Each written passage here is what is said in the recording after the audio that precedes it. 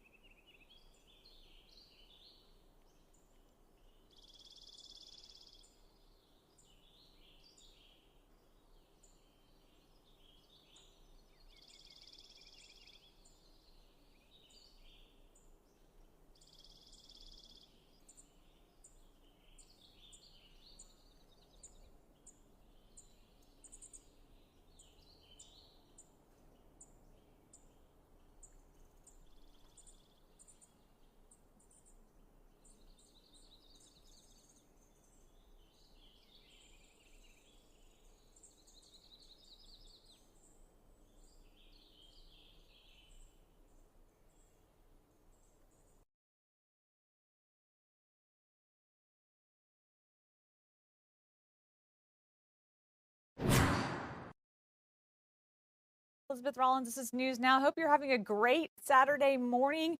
Joanne Feldman is joining us this weekend. Welcome. Glad to have you. You're tracking some severe weather, though. Right. Absolutely. And actually what will end up being multiple rounds of storms and potential severe weather before the weekend is over. So I want to set you up here for this Saturday because the fact of the matter is most of today is fine. You can get out and enjoy it to the extent that you like summer heat and humidity. That's really what's in store for most of today.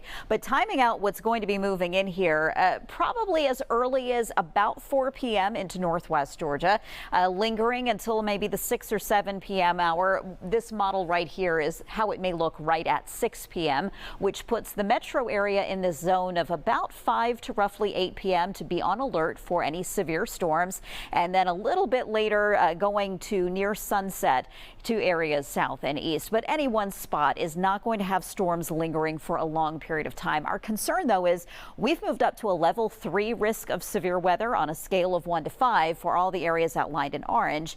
And that means damaging winds, large hail, even a brief tornado. Now, the tornado risk is the lowest of those 3 threats, but it's not 0. So that is something to be aware of. If you are trying to do something outdoors today, the later in the day it gets, I would urge you to have your Fox 5 Storm Team app ready to go to get those warnings. You can always follow our coverage, of course, right here on Fox Local, but also have a safe place to get to just wait out the storm. As we're going through this morning, though, no rain right now. It's already close to 80 degrees as of 9 a.m. And then by this afternoon, you see how long it takes for the storms to actually roll in, but it'll be a solid line of gusty thunderstorms that will roll through during the evening. And just when that's done and we get a few hours of a break, be aware there could be another similar round happening before the sun comes up on Sunday. Sunday looks like it gets a stormy start with a severe weather threat along with it. By afternoon, there will probably be fewer storms, but there will still be at least a couple. And then we've got to talk about another round on Monday. But just getting through the weekend here, given the scattered nature of the storms, the amount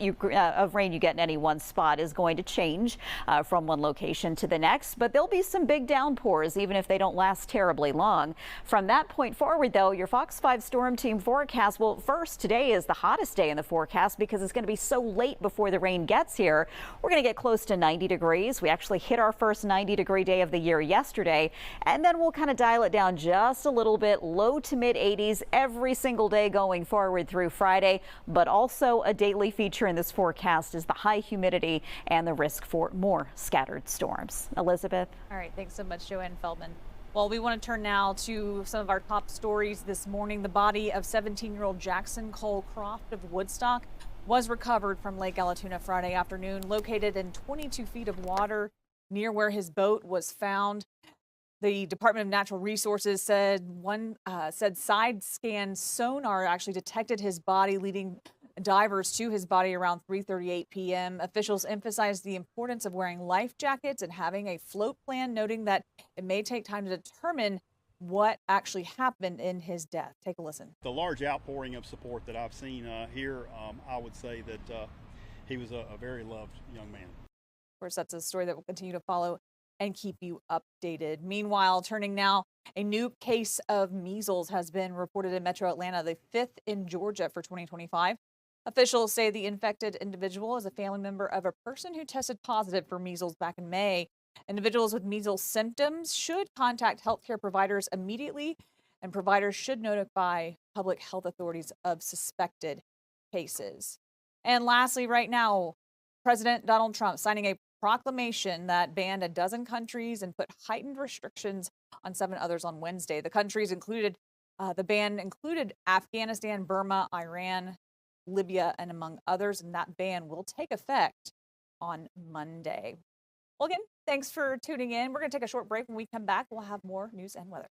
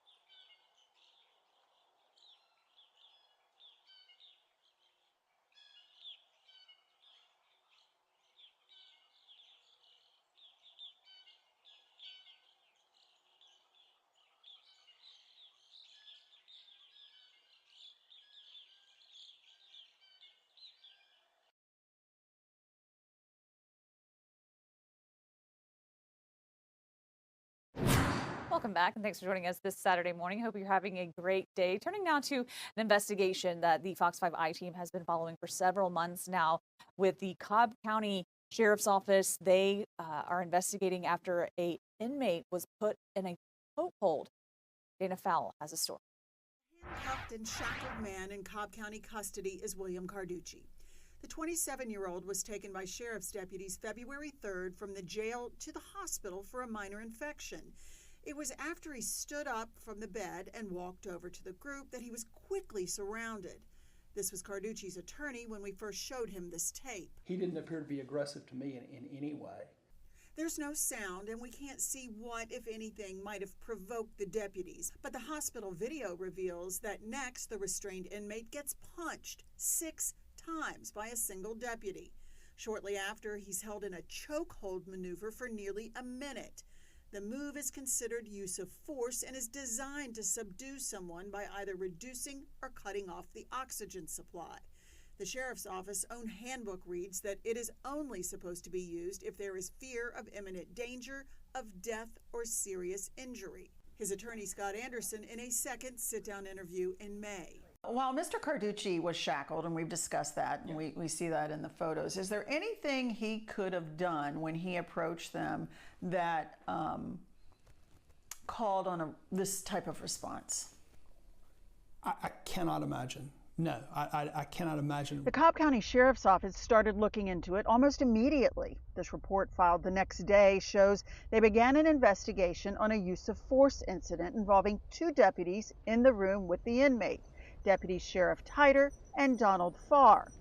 Deputy Titer is listed as a suspect for aggravated assault, which is a felony, and Donald Farr's name appears with the code for witness. But here we are, 4 months later, and where is this investigation headed? Well, every time we ask, we're told the exact same thing. It's an open, active, internal investigation. We looked at timesheets for both deputies. They're both working and on the clock.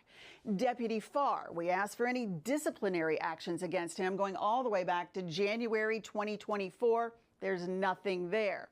But Deputy Titer, well, we've asked for the same records, and I got to tell you, they look different. Titer has 2 disciplinary events in that same time frame. In this case, he was suspended 8 hours without pay on March 19th for missing a security round. The only other event on his record is the investigation into use of force used on William Carducci February 3rd. Again, a report was opened the next day, February 4th.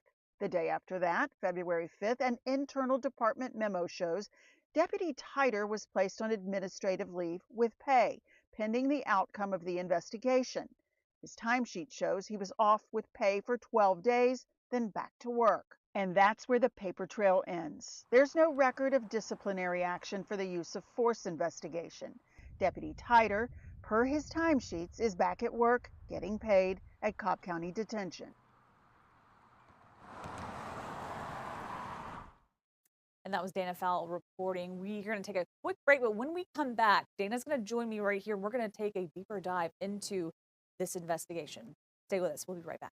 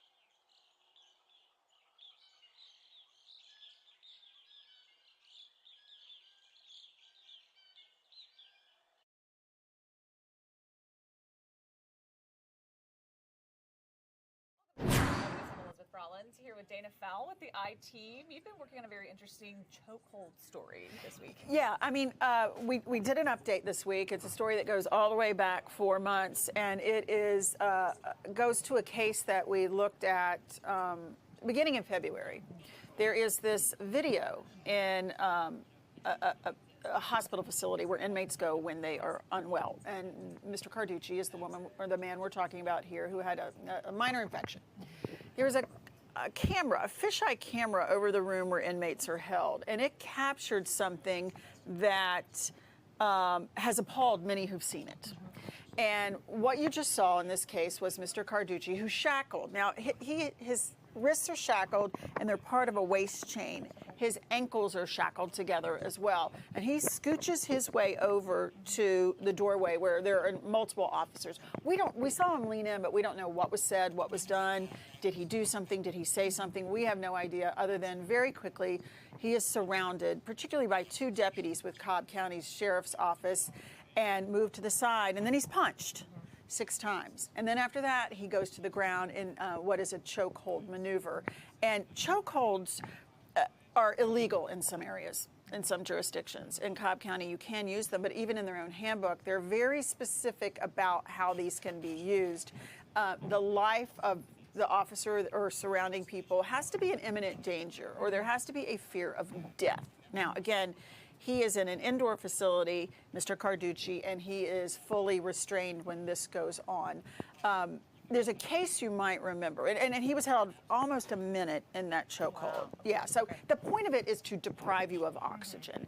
And people die in chokeholds. That's why you don't like to use them very often. Or you can have a stroke, a heart event, a brain damage, all sorts of things can happen. And I think a lot of us will remember the case, if you go back to 2014, Eric Garner was accused of selling loose cigarettes on the streets of New York City and was put in a chokehold maneuver and ultimately died after that maneuver. So I think it was I Can't Breathe, something like that.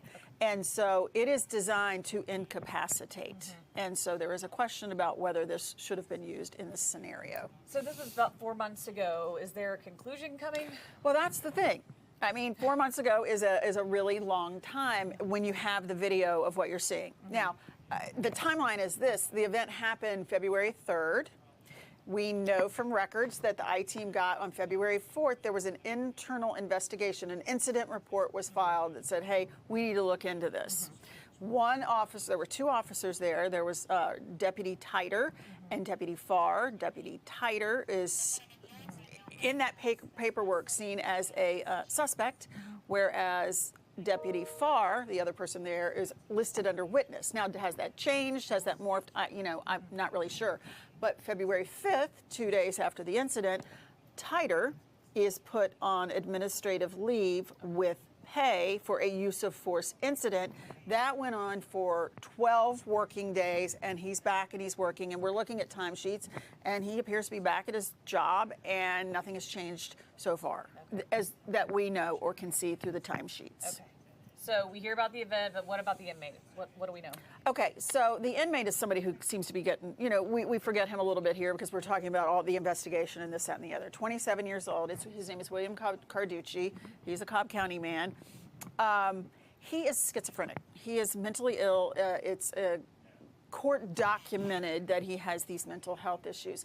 He was arrested in November 2022, and he had been incarcerated this entire time in Cobb County in the jail there. He had attacked his own family according to the allegations and the charges. That's what they're alleging, that he had violently attacked his own family, and the question is whether that was done in a schizophrenic moment or how that unfolded. That will, of course, be for a judge or a jury to decide something like that.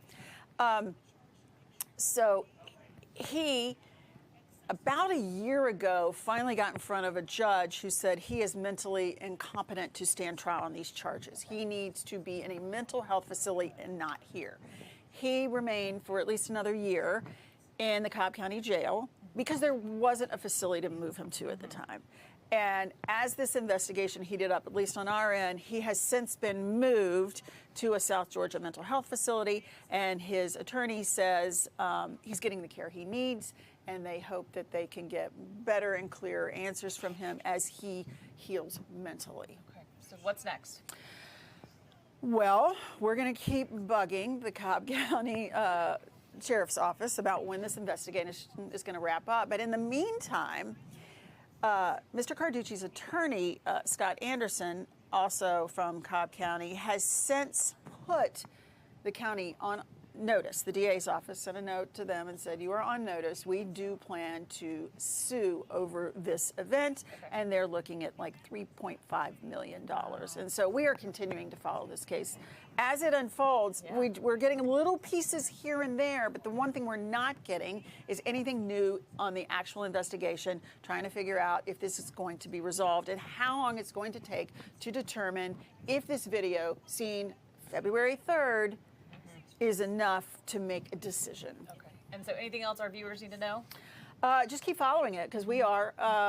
We will. I mean, I want to reiterate: applying a chokehold to someone is serious business, and you need to, no matter the circumstances. Let's say I'm doing something terrible, and I am threatening you, and you are in danger, and everyone's in danger, and a police officer's choice to use a chokehold on me is still a very serious decision that will undergo scrutiny no matter the outcome.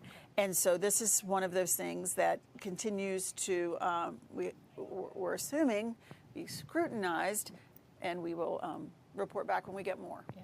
Okay, so where can folks check it out, read more about it? Fox Local app, you can always go there. And on the shelf, the iTeam shelf, we have a whole body of stories on this story going probably back into March, and you can check them out there. You can start at the beginning and work your way out and catch up. Okay, awesome. Thanks so much, Dana Powell, as always. All right, we're going to take a short break. We'll be right back.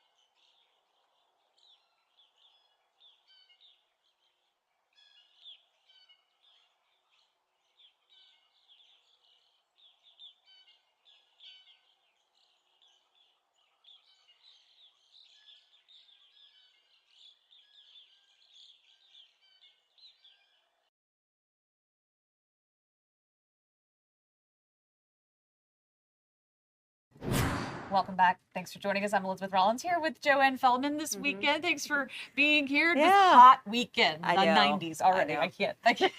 I know, and it's like, once it starts, It's not gonna stop. maybe October, maybe we get a break from the heat and humidity. And I mean, that's really the thing, is that we hit our first 90-degree day of the year yesterday, which I feel like we've already done that. But the fact of the matter is, I think we just got really close a lot of days. Yeah. And then the humidity, it's just been rising and rising and rising over the last couple My hair days. tells me every time I walk outside. Right.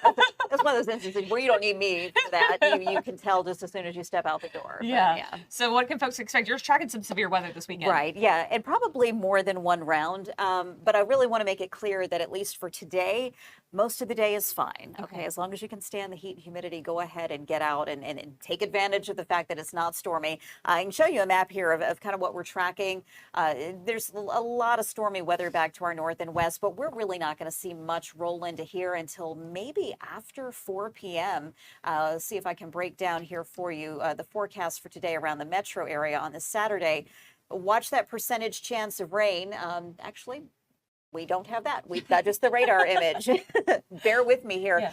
But I'm going to narrow down around 4 p.m. and later is when you need to be paying attention. So if you are outdoors, just know that severe storms can threaten. They're not going to sit in any one spot for hours and hours. So it's not going to completely disrupt your day, but I also want people to have a safe place they can get to when a storm is getting close. Yeah. Thanks so much for keeping us updated and keeping us safe and weather aware. And of course, thanks for joining us here on Fox Local. We'll be back in just about 30 minutes. In the meantime, we will have programming here on Fox Local. We'll see you back here at 10.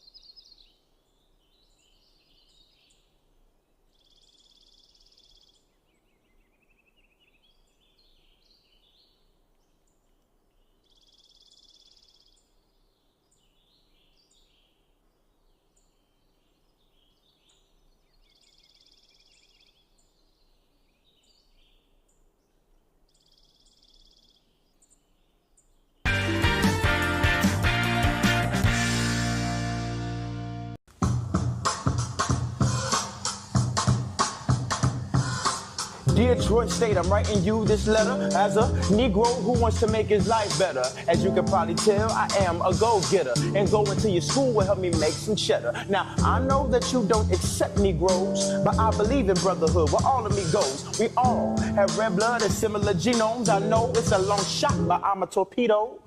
Sincerely, John Lewis.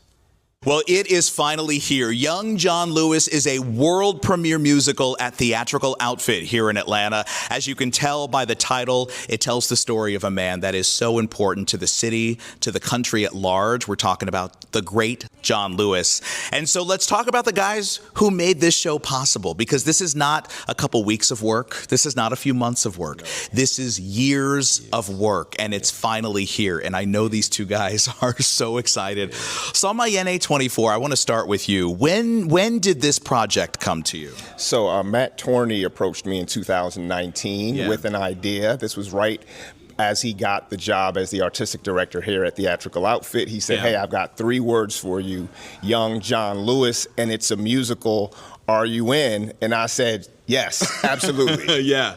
And so how much at that point did you know about John Lewis? Not much. I knew he was a congressman, and I knew he had something to do with the civil rights movement. Right. But as I began to do my research and then really talk to the people who knew him as a congressman and knew him when he was a young man in SNCC and in the civil rights movement, I really just fell in love with his spirit and his legacy and his life. Yeah, and so what has kind of surprised you about John Lewis as you've learned about this man, this human being? What has surprised you or did you not expect about him? One, his sense of humor. Everybody I spoke to talked about how much he loved to laugh and how much he loved life. Yeah. And then just his deep courage. I knew he was courageous, but to really put your life on the line for a cause outside of yourself is just something magnificent. Yeah. Okay, I want to pull back the curtain for a minute, like on your process, your creative process. So you get this idea, Young John Lewis, all right? So you're going to be writing the lyrics in the book for this.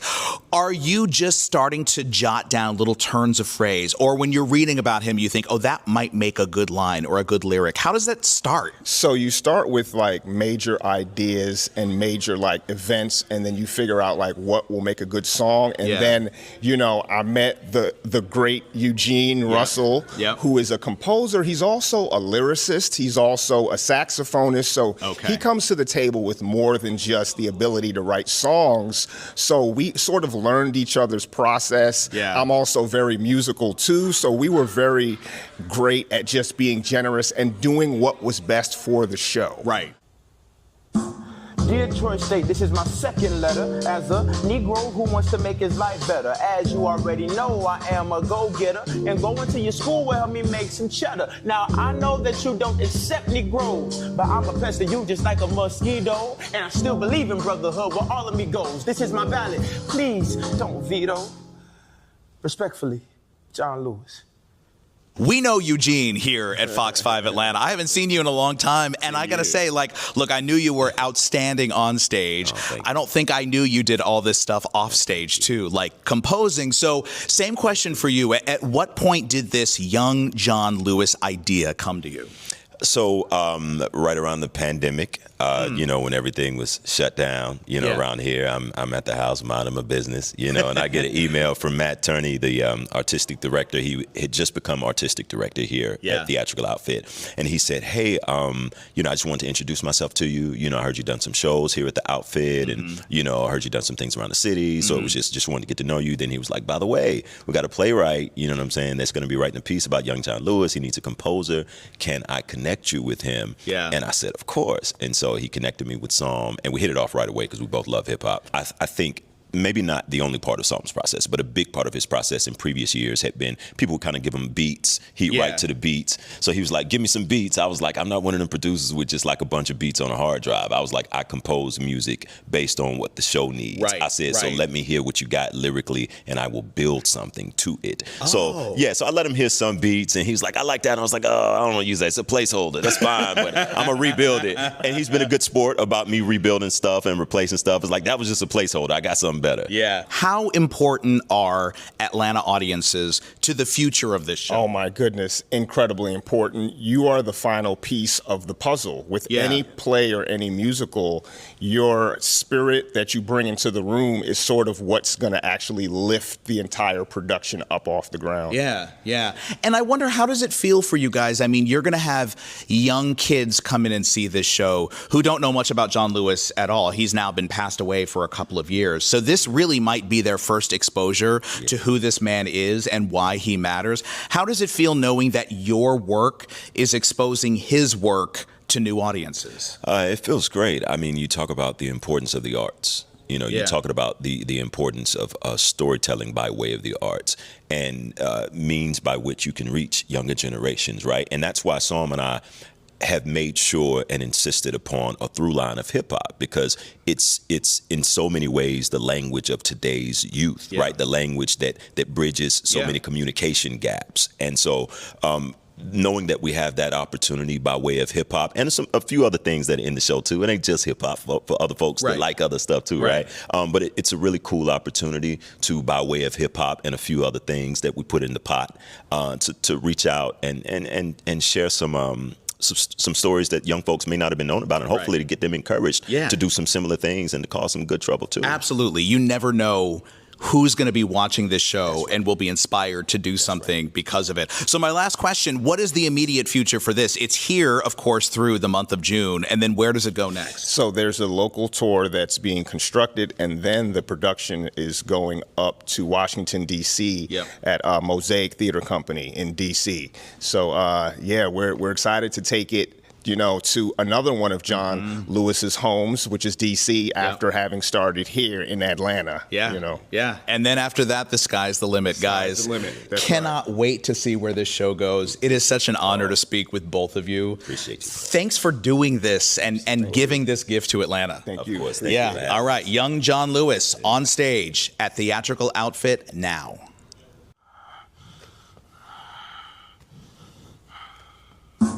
Dear Troy State, this is my final letter as a Negro who wants to make his life better. I done told you twice, I'm a go-getter. And going to your school will help me make some cheddar, some feta. I know that you don't accept Negroes and you're scrutinizing me through a racist peephole, but I still believe in brotherhood where all of me goes. So we should all be treated like equal people. Adamantly, John Lewis.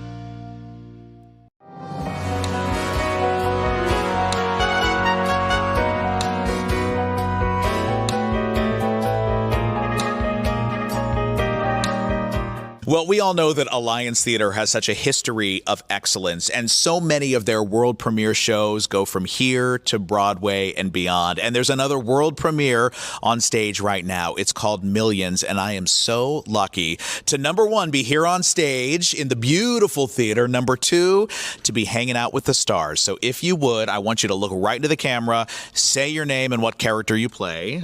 Hi, my name is Yair Kedar, and I play Anthony. And... Hi, my name is Keenan Barrett, and I play Damien. And remember these names and faces because I think they're going places. First of all, let's talk a little bit about your character. For people that aren't familiar with Millions, what part does this role play in the story? So I play Damien's older brother. Yeah. And I think Anthony is kind of like their mom died. Yeah. And their dad is kind of in a rough place. So Anthony feels like he has to take on that responsibility of his mom to be able to take care of the family, and he feels like he has to make some of those important decisions, and he has to help his dad go through life. Yeah.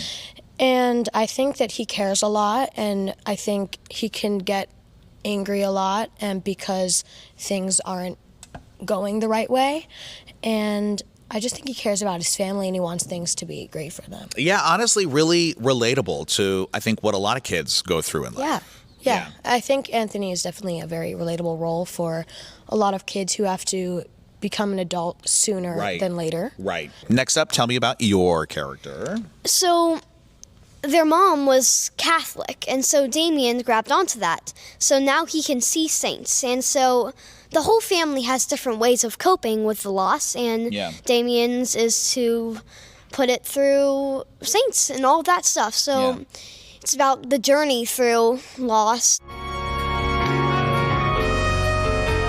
Let's talk about each of you and what led you to this moment. So how long have you been acting? I've been acting, I think, since I was around 7. I've been singing my whole life. My mom is a cantor, so I think I've been singing with her my whole life. And I started theater at my local theater company in Florida, Broadway Bound Academy. And I think that's kind of gotten me into this route, and they've really, really helped me and shaped me to get to here. Yeah, that's amazing. So you've had that training to get you where you need to be. Now, you were performing off-Broadway when the auditions for this came about. So was this just like another audition call, like, hey, there's this new musical, come try out for it? Yeah. My mom saw auditions go out for an Adam Giddle musical, and she was like, and she emailed my agent and said, hey, let's get him submitted for this. And I did my self-tape, did in-person callback, I did a work session, and then I did another in-person callback, and then 2 weeks of waiting. And my mom called. It wasn't really like the official like sit down agent calls you. My mom literally just called me and she was like, "You got an offer," and I was like, it's such a surreal feeling to hear that. To hear that coming. Amazing. It had to be so, even at a young age, stressful waiting. Was it like, were you waiting on pins and needles to see if you got this? Yes, I was also waiting in between callbacks, and it's like, it's just the sense of like, what's happening. Totally. And I think there's so much to it, and I think they've really, Amazing. Yeah, you landed in the right place for sure. Okay, what about you? When did you start acting? Well, when I was like a tiny baby, I did like these dance camps, and then that grew into theater camps, and then that grew into auditioning for regional theaters. And since then, I've been to many, many, many summer camps of musical theater, shows, and all of that stuff. And so then I finally got an agent and a manager. And so then I started to get auditions for like big stuff like this. And so I sent in self-tape for this. I got a callback in New York. Then I got another callback in New York. And then after waiting like a year, I finally got the call. My voice was hoarse from screaming the next day. It was so like, this is my first like big thing. It was so amazing to just with working. Well, so let's talk about this. It's your first big thing, and you're on stage with Tony Award winners. This is a pretty big first big thing. Yes, it is. All of them are so kind. Steven, Ruthie, Schuler. Yeah. They're so amazing to work with. They're funny. They're funny and serious when they need to be, and it's just super fun working with them. Yeah. It's amazing. Yeah, that's great. What about for you? I mean, you're on stage with some of the best in the business. Yeah, I think, like Keenan said, they're so kind, and I think they all care about us so much, and they want what's best for us, and they're always there to help us if we need anything, and yeah, I think they're so talented, and I think everybody in this cast just goes so great together. Yeah. And I think we all work great together. A perfect family of performers. I love Literally, that. Okay, yeah. so now let's talk about some of the fun stuff. So we've got this crazy set where things fly in and out. What is it like navigating that while you're still trying to act and give a performance? It is crazy. It's so meticulous. There's like the house has to come on in the exact right place. There's light ladders. They have to fly out. There's spotlights. It's a lot. During tech, I got surprised every single day because there's so many like moving things, breaking things. It's amazing. It's crazy. How comfortable is the bed? I mean, it feels. I mean, honestly, it feels a little hard. Yeah. Where do you go next? Oh, I'm very, very, very big on manifesting. I love it. I think this should go to Broadway. Yes. I think that's what I want for this. I would love to go on Broadway with them, and I think that's one of my dreams. I'm a singer first. My life dream is to be a pop star. Ariana Grande is one of my favorite people. Oh, I love this. Okay. Yeah. So I have that theater world and I have that pop world, Yep. and I'm able to fit both of them. Yeah. And I think that's my life goals for now. Yeah. And yeah. So I'm hearing Tonys, Grammys, Oscar. Let's do the whole EGOT. Let's just do the whole EGOT. We got the future EGOT winner right here. That's amazing. I love that you love pop music too, and that's a whole other part of your life. That's amazing. I think pop music has kind of inspired me for so many different things. Yeah. Also in my theater too. Absolutely. Yeah. Okay. What about you? Where do you see yourself going in the future? Like you said, Broadway, hopefully. I've also been inspired by a different kind of music, K-pop. I feel like that also fits into the world of Broadway. I love acting. That's why I got into this whole thing. I love singing. Yeah. Yeah. Amazing. When you win your first Tony, will you mention me in the acceptance speech? Maybe. That was not a yes, and I'm not happy about that. Okay, this interview is over. It's done. All right, guys. Thank you so much. Congratulations. Thank you so Break a much. leg for the rest of the run. I'll see you guys in New York. All right. Yeah. All right.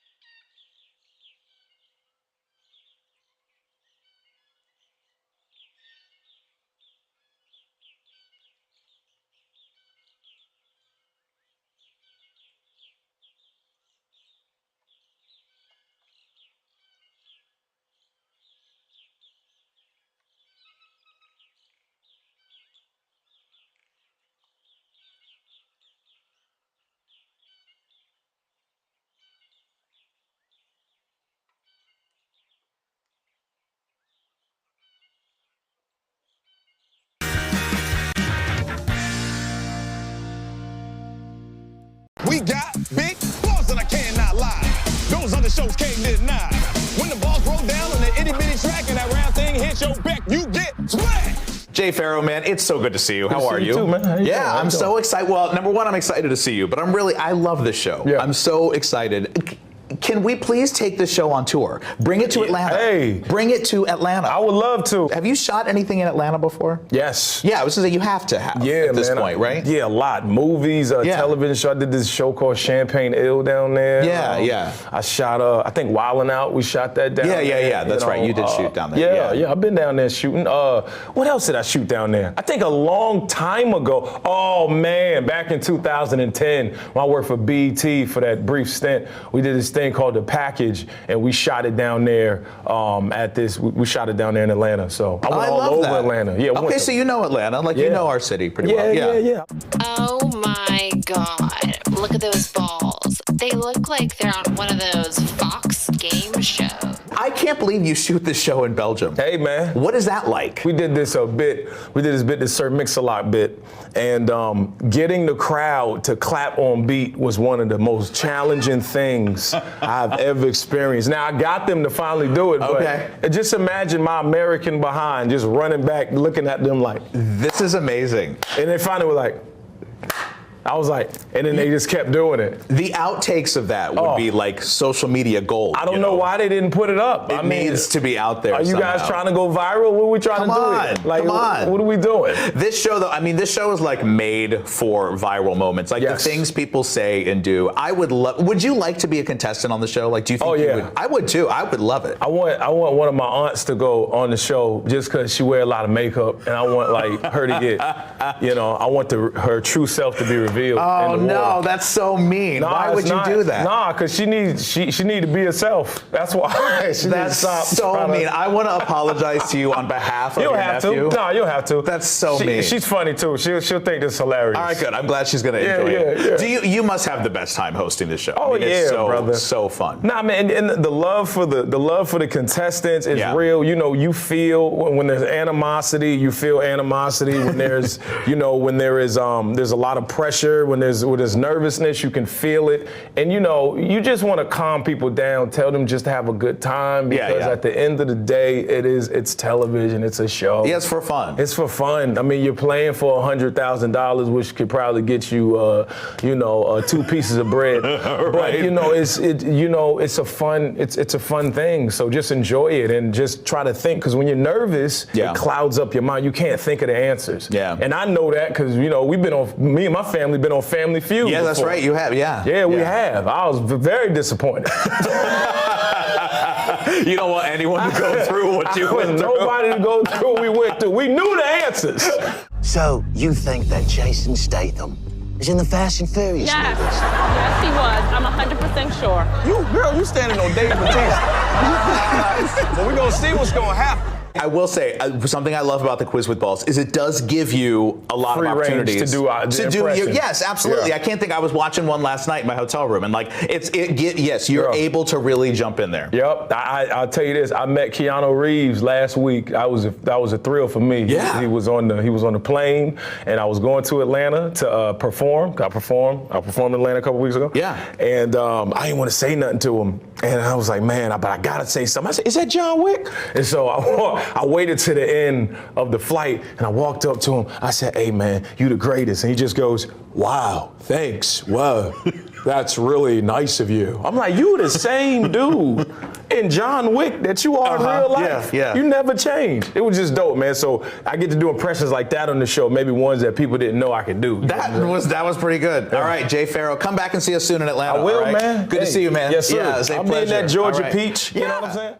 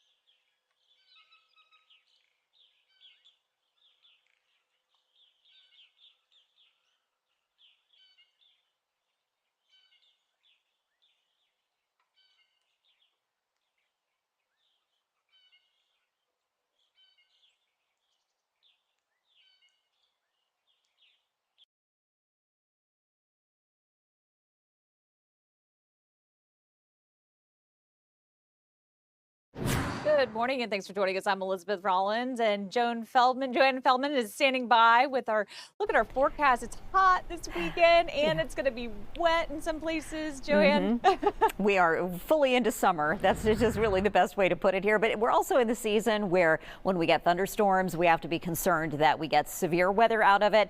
We are probably setting up for multiple rounds of severe weather between now and the start of next week. This is where we stand right now. Now, it's warm, it's muggy. It's not as hot as that temperature in LaGrange would indicate. There's been a little trouble with the temperature sensor there. In fact, a moment ago, it was showing 101. So we know that's not legitimate, but it's uncomfortable outside, to say the least, as the numbers are already pushing close to or above 80 this early in the morning, and the humidity has only risen over the last couple of days. It is definitely a summer-like feel. All right, so yesterday hit our first 90-degree day of the season. We may not get all the way to 90 today, but when you factor in how humid it is, it's going to feel like it's in the low 90s anyway through most of the afternoon. But it's not until very late this afternoon and into the early evening that storms will likely threaten. But then there's another round that we'll wake up to tomorrow morning. So let me show you the updated outlook on this. Still thinking 4 p.m. is about the earliest this can roll into northwest Georgia. A solid line of storms that will then advance toward the metro area very early in the evening, before sunset actually, but be lined up all the way down through Troup and Meriwether counties. This leading edge of storms can bring damaging wind gusts, potentially some hail, and a tornado risk that's low, but it's not zero. In the grand scheme of things, I think if we get into a situation where there are multiple warnings, and that's very possible, it would be mostly severe thunderstorm warnings that we're talking about versus tornado warnings. But have a plan in place regardless, because anything is on the table here until this moves out to the south and east by pretty early in the evening. That's 9 p.m. and then we get a break, but that break doesn't last for the entirety of the overnight hours, because we have around 4 a.m.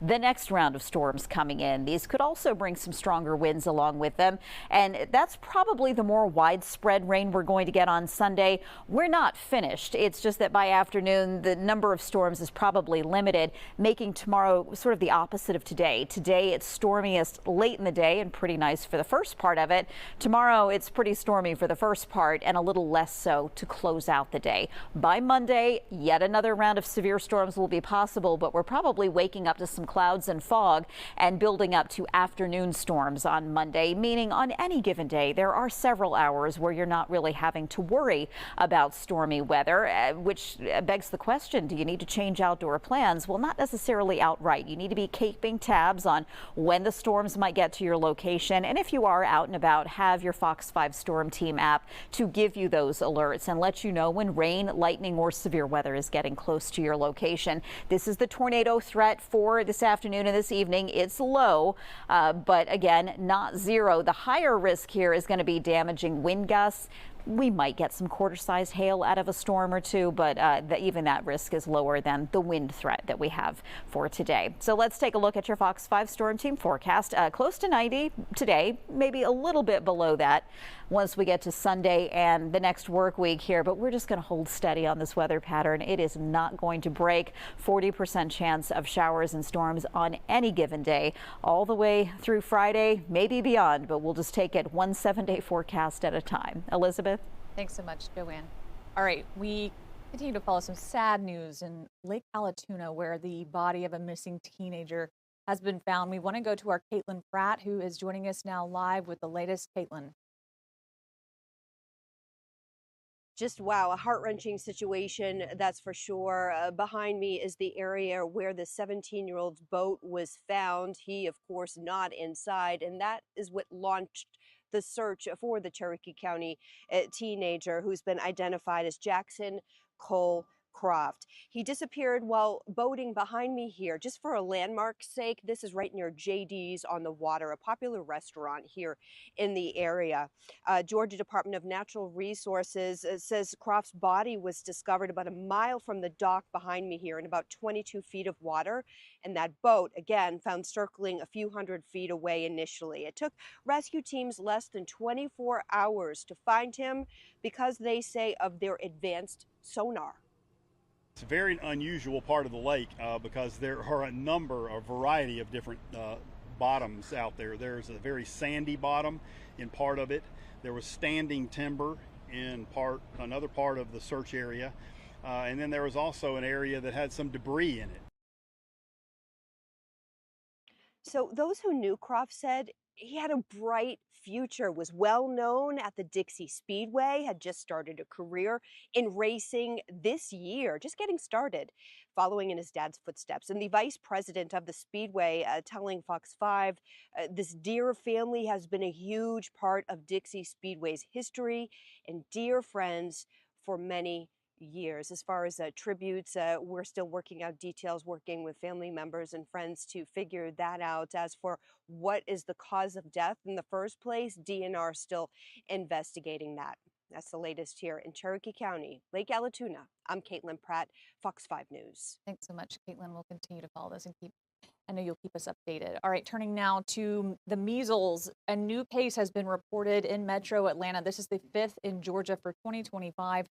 Officials say the infected individual is a family member of a person who tested positive for measles in May. Individuals with measles symptoms should contact healthcare providers immediately, and providers should notify public health authorities of any suspected cases.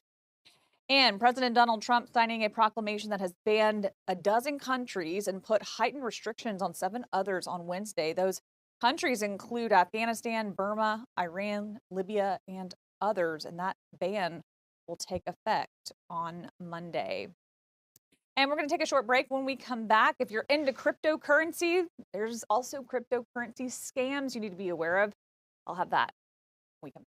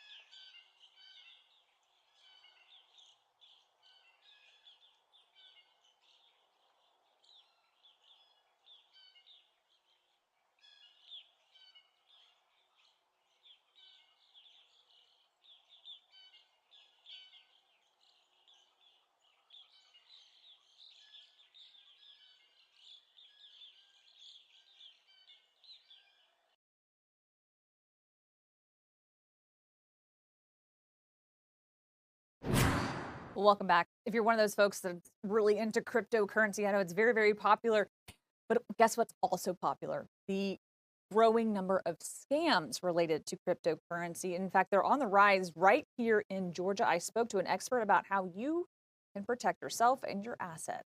So talk about, this is,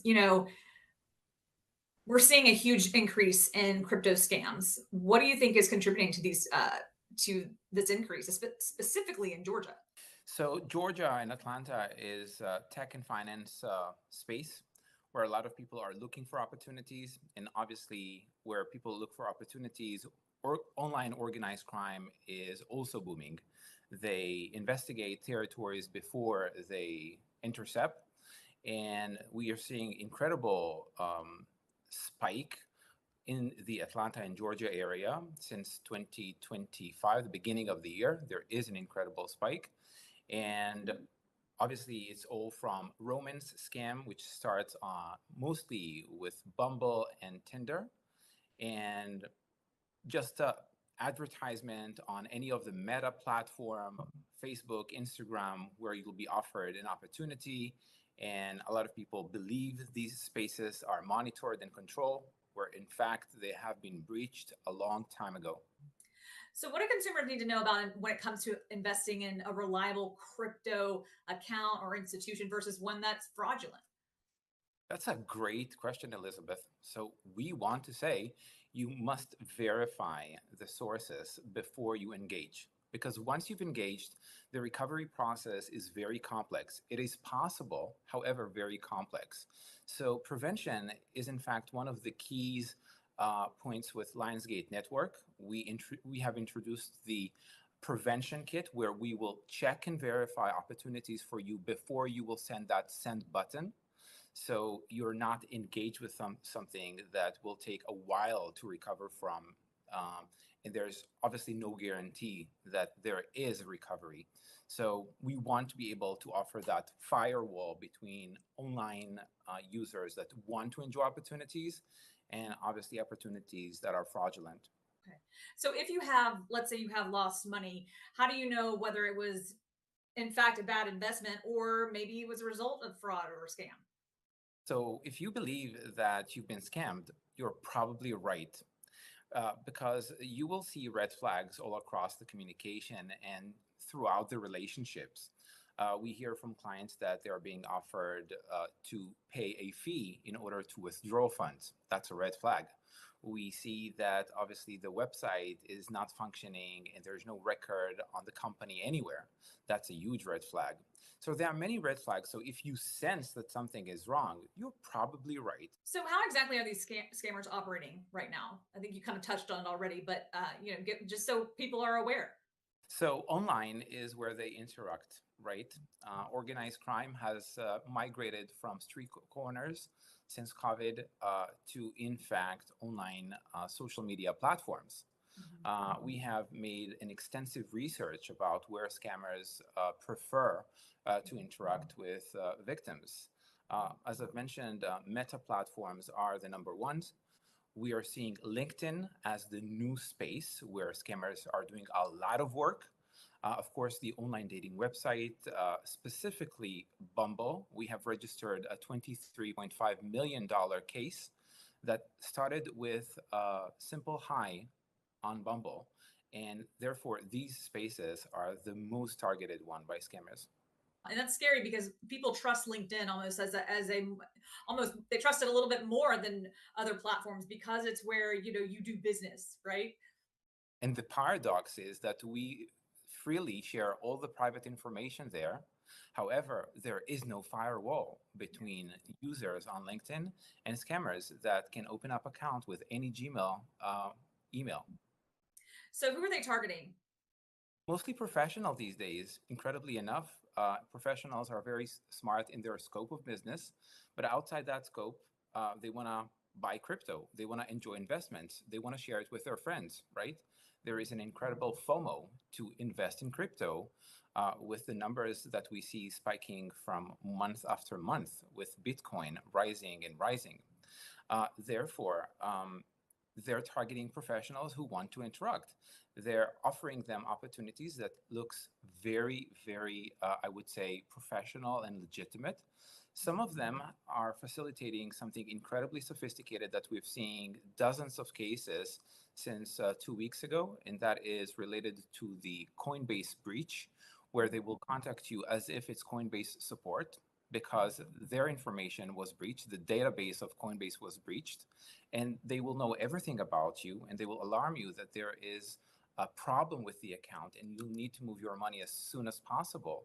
By the time you have moved the money, you then realize it was no one from Coinbase, the actual Coinbase, the American corporate.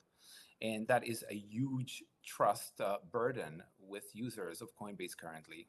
So if you suspect that suspect crypto fraud, whether that you've been a victim of or you sense it, maybe you're on LinkedIn and you see something that just looks suspicious, what should you do? Immediately report the case to us through our website, lionsgate.network. We'll be able to assess whether this case is in fact fraudulent. And if it is, and we'll be able to know about it in less than a minute, right?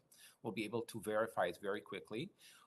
We can use our comprehensive blockchain softwares to trace the funds and then request a subpoena from law enforcement agencies through your local law enforcement or federal.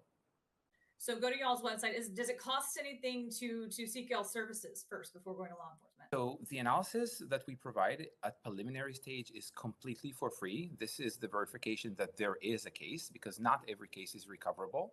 If we see that the funds have been traced out of blockchain, meaning turned into cash, or are with non-custodian wallets, there is not much to be done as far as law enforcement, and we'll only give you for free the prevention kit, which will allow you not to be targeted again, because we see that if you've been targeted, God forbid, you have 80% chances to fall into another case again, because right now you're on their database, right, where they'll keep on pushing different scenarios at you. And can they report maybe like a post or something that okay, maybe this is you know, a scam, but y'all could verify that? Is that something y'all could do as well? Absolutely. So awareness is one of our features in the company, and we want to introduce new cases, new scenarios, new companies, air quotes, that are targeting innocent people. And the moment we have flash the information out, the chances for other people to fall for scams with them is very small. However, they are very sophisticated, as they have 10 other brands that are on a waiting list to be proposed to more and new victims. Anything else you want consumers to know, especially here in Georgia, where it's clearly on the rise? The best way is to verify and remember that in today's world, you are your money and you are your bank. So if you leave that with you and you don't trust anyone else, right? If you trust your own verification nature, as we normally have, then we will be able to smell problems from afar and not engage with cases where we'll need to recover the funds, and we'll go through the journey that is not so simple. All right. Thank you so much for joining me. I really appreciate it. Some good tips for our viewers out there. Alrighty, we're going to take a short break. When we come back, we're going to sit down with Dana Fowle, and she's going to have her week in review of her investigations over the course of the past few days. We'll be right back.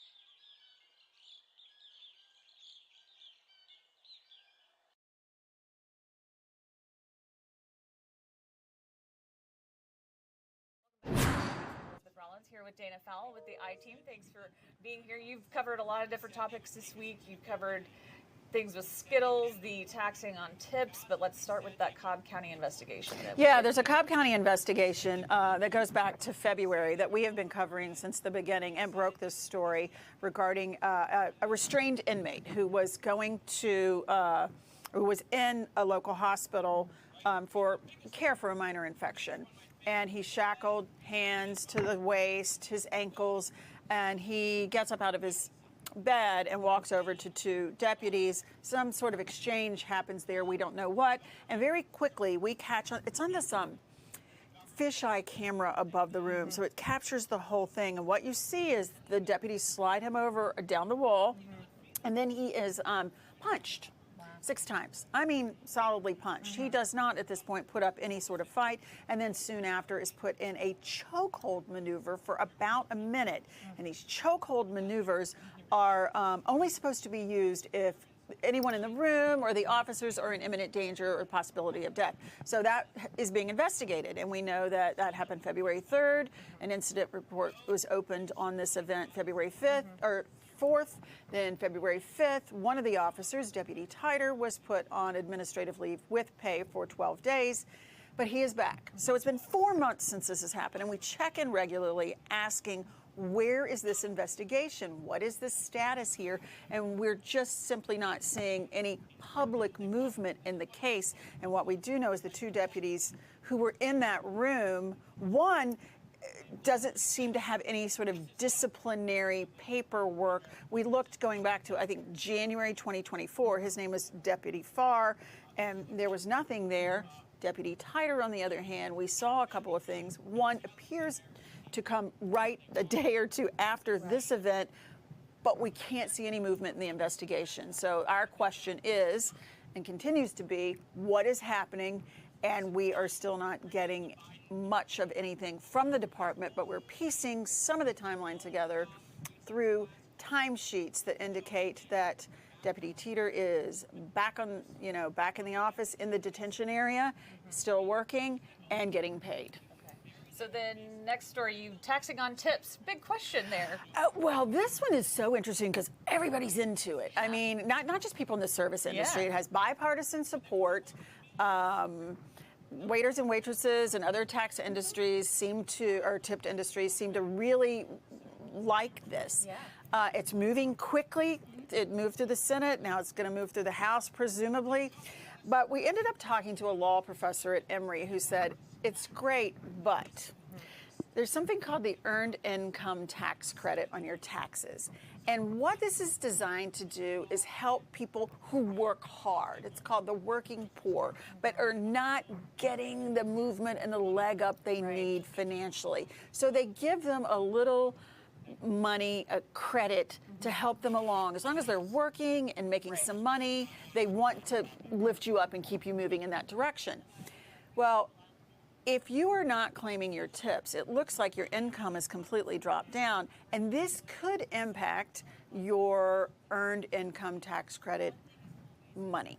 So it's this sweet spot of like what you claim, what you don't claim, and trying to keep it in a space where you don't actually, by refund time, go, oh, wait a minute, I've actually lost money. Okay. Now, the hope is that perhaps some in Congress are already considering and thinking on this, and then we'll know. It's also important, there's some people who are probably saying, gosh, will this affect me? Sometimes I get tips.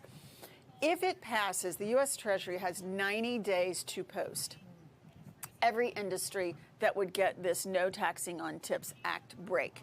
And so you would want to look out for that. Okay. Stuff. And then Skittles.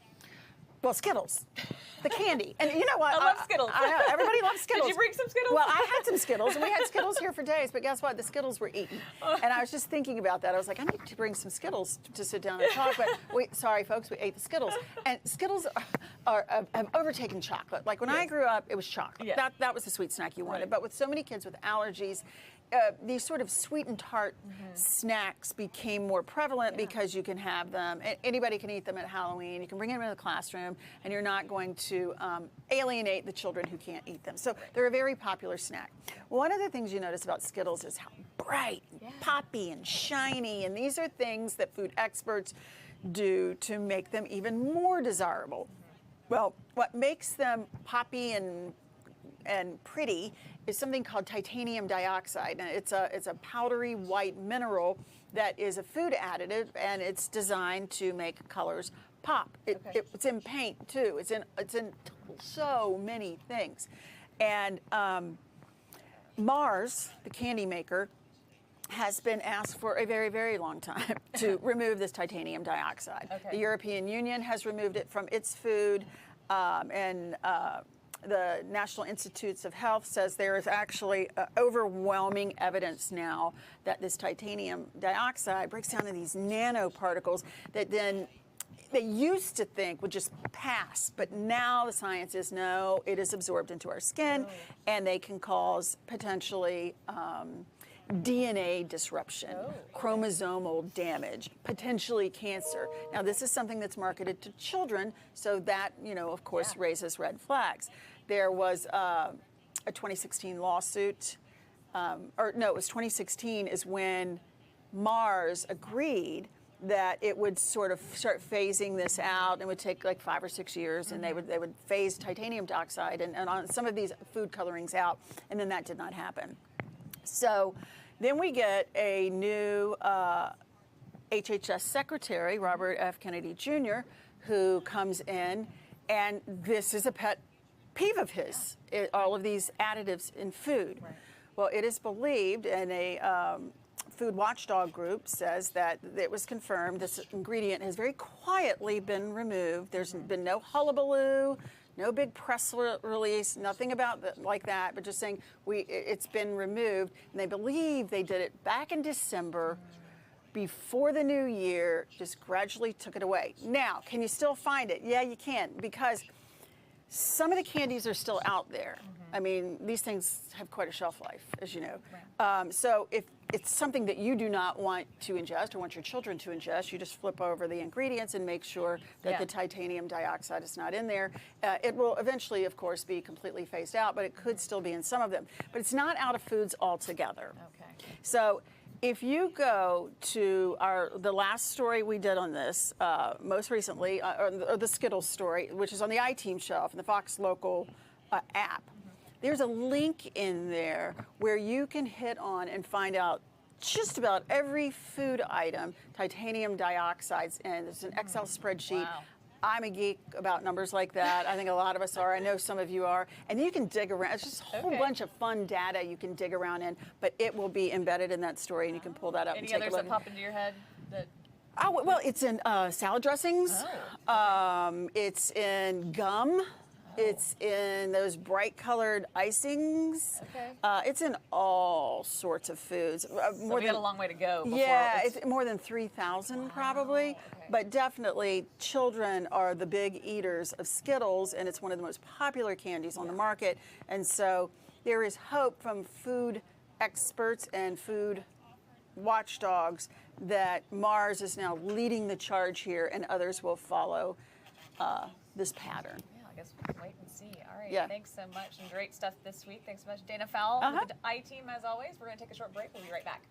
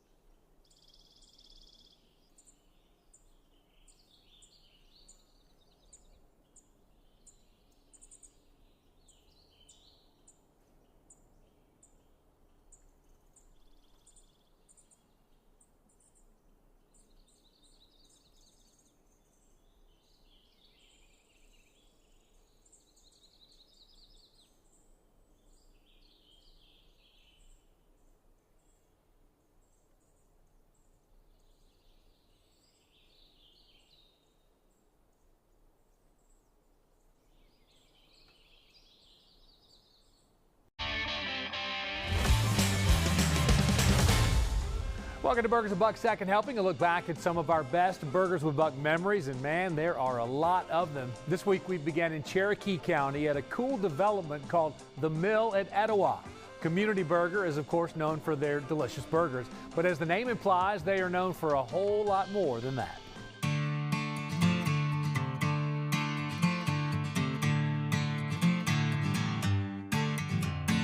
All right, burger lovers, we hear you. You've said, Buck, you never get outside the perimeter to taste a burger. We've done it. We're way OTP this week. We're in Canton.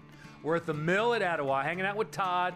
We're at Community Burger, a brand spanking new place. Todd, how are you? I'm wonderful. All right, before we get to the concept, the name Community Burger, that's not just a cute name that you put on something. You guys are really all about the community. Tell us about it. Well, we decided to come up with a brand that would, as we grow the brand, in each community will have a philanthropic give back to the community.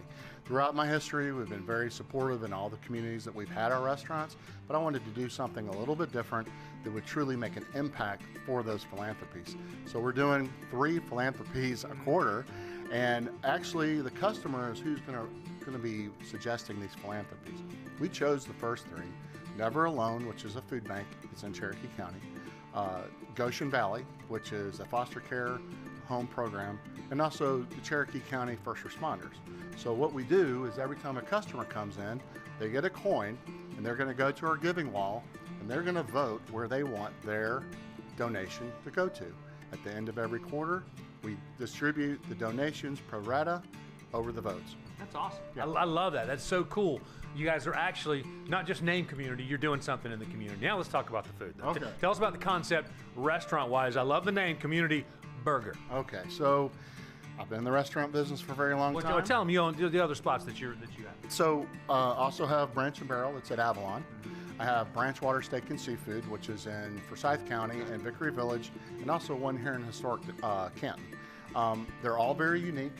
I wanted Community Burger to be really something unique to the brand because, you know, I wanted a daily eating restaurant. Right. Something I would see the same customer every week, maybe 2 or 3 times a week. So we created a really fun menu. We're featuring our Community Burger today, which I love it. it's our name. It's our namesake. Yeah. So how do you build it? Tell me about building this Community Burger from the bottom up. So we're using a brioche roll. Okay. We are using our house-made steak sauce, finishing that off with a certified Angus beef burger, caramelized onions, smoked Gouda cheese, and horseradish sour cream and baby arugula. Sounds delicious. And as much as I want to taste that right now, I got to ask you about these. It's not tater tots with Buck, but these are maybe the most unique tater tots I've ever seen. All right, everybody loves a tater tot. Right. It's all about the crunch. So I wanted something unique, so we're making them ourselves. It's an herb buttermilk tater tot. And they're hand cut, as you see. They're a little irregular, but they are full of crunch, full of flavor. It's the perfect vehicle for our house-made ketchup. There you go. To tie it all together with a nice peach milkshake? We have a peaches and cream milkshake. We've got a very unique milkshake program, both non-alcoholic and boozy. So it's a fun place to come, have your indulgence that you love. It's all wrapped up in one. My mouth's watering. I got to hand this to you. I'm ready to give it a try. This is the Community Burger, the namesake burger, really the brand new Community Burger up here in Canton. Open today. Just now opening, so here we go. I'm ready to give it a try.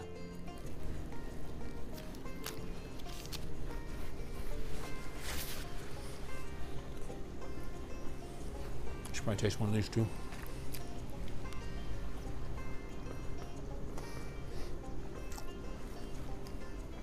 Going all in. I like it.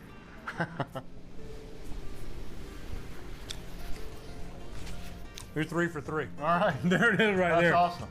That is fantastic. Todd, thank you for this and for the good work you guys are doing in the Thank you community for coming out and helping us kickstart this Absolutely. thing. Awesome. Thank you.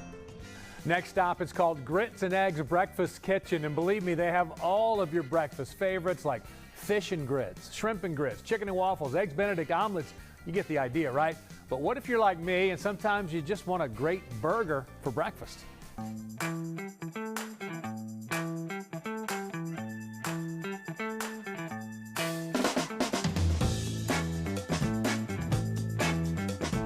All right, this week, Burgers with Buck, we are in Vinings. We're at Grits and Eggs Breakfast Kitchen. Yes, you heard me right. Burgers with Buck, grits and eggs, Breakfast Kitchen. I'm here with Chef Rasul. How we doing, man? I'm doing fine. I'm doing fantastic today. Fantastic. I like it. I think I'm going to be soon, too. But let's first of all tell us about the concept here, because we're here for Burgers with Buck, but it's called Grits and Eggs Breakfast Kitchen. Yes, it is. Where we do breakfast and brunch all day long. Okay. You can buy brunch at 8 o'clock. You can buy breakfast at 3 o'clock. I like the way that sounds. So you can get a burger whenever you need one, right? Yes, yes. Because sometimes you just need one. You know what I mean? Sometimes you just need a burger. All right, before we get too deep into this, I want to hear a little bit about your credentials. You're Iron Chef. You're award-winning. I've seen it hanging on the wall. Tell me about your background. Yes, I've won Iron Chef. I've won on Chopped. I've won on Top Chef Canada. Last year I won the President's Award for the National Black Chef Association at the White House. This year I won it in Louisiana at Doogie Chase's restaurant. And I've worked for different reality shows, and I also have a show coming out myself called The Social Kitchen on VH1 through Millie TV. I mean, that's all nice and everything, but you've not yet gotten a thumbs up from Burgers with Buck. So we're going to see if, I hope that happens for you. We're going to find out. Now, before we get too much farther into this, I got a question. You're from New York, right? Yes. What do you know about grits? You're from New York. I know a lot about grits, and personally, we ground our grits, so you can't buy them in the store. I can give you the recipe, but the love we put in it, that's what sets us apart. You told me something off camera, though. You're Southern. What'd you say? You're Southern at heart?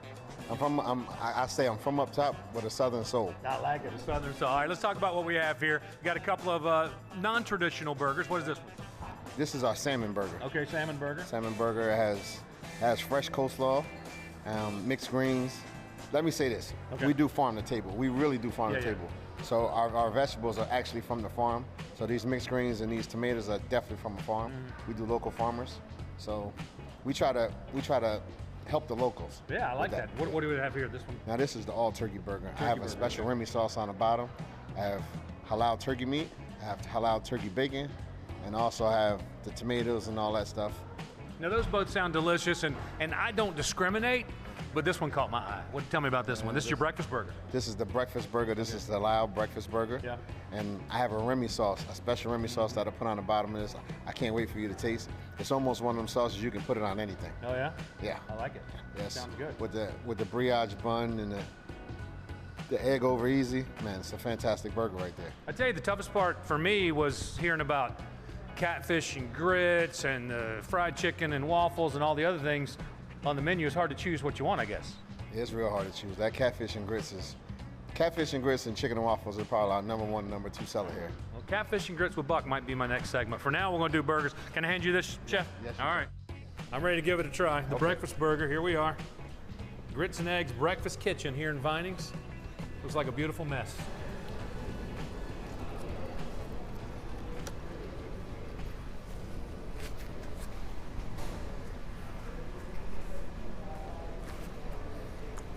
It's like the price is right. We're watching the wheel turn.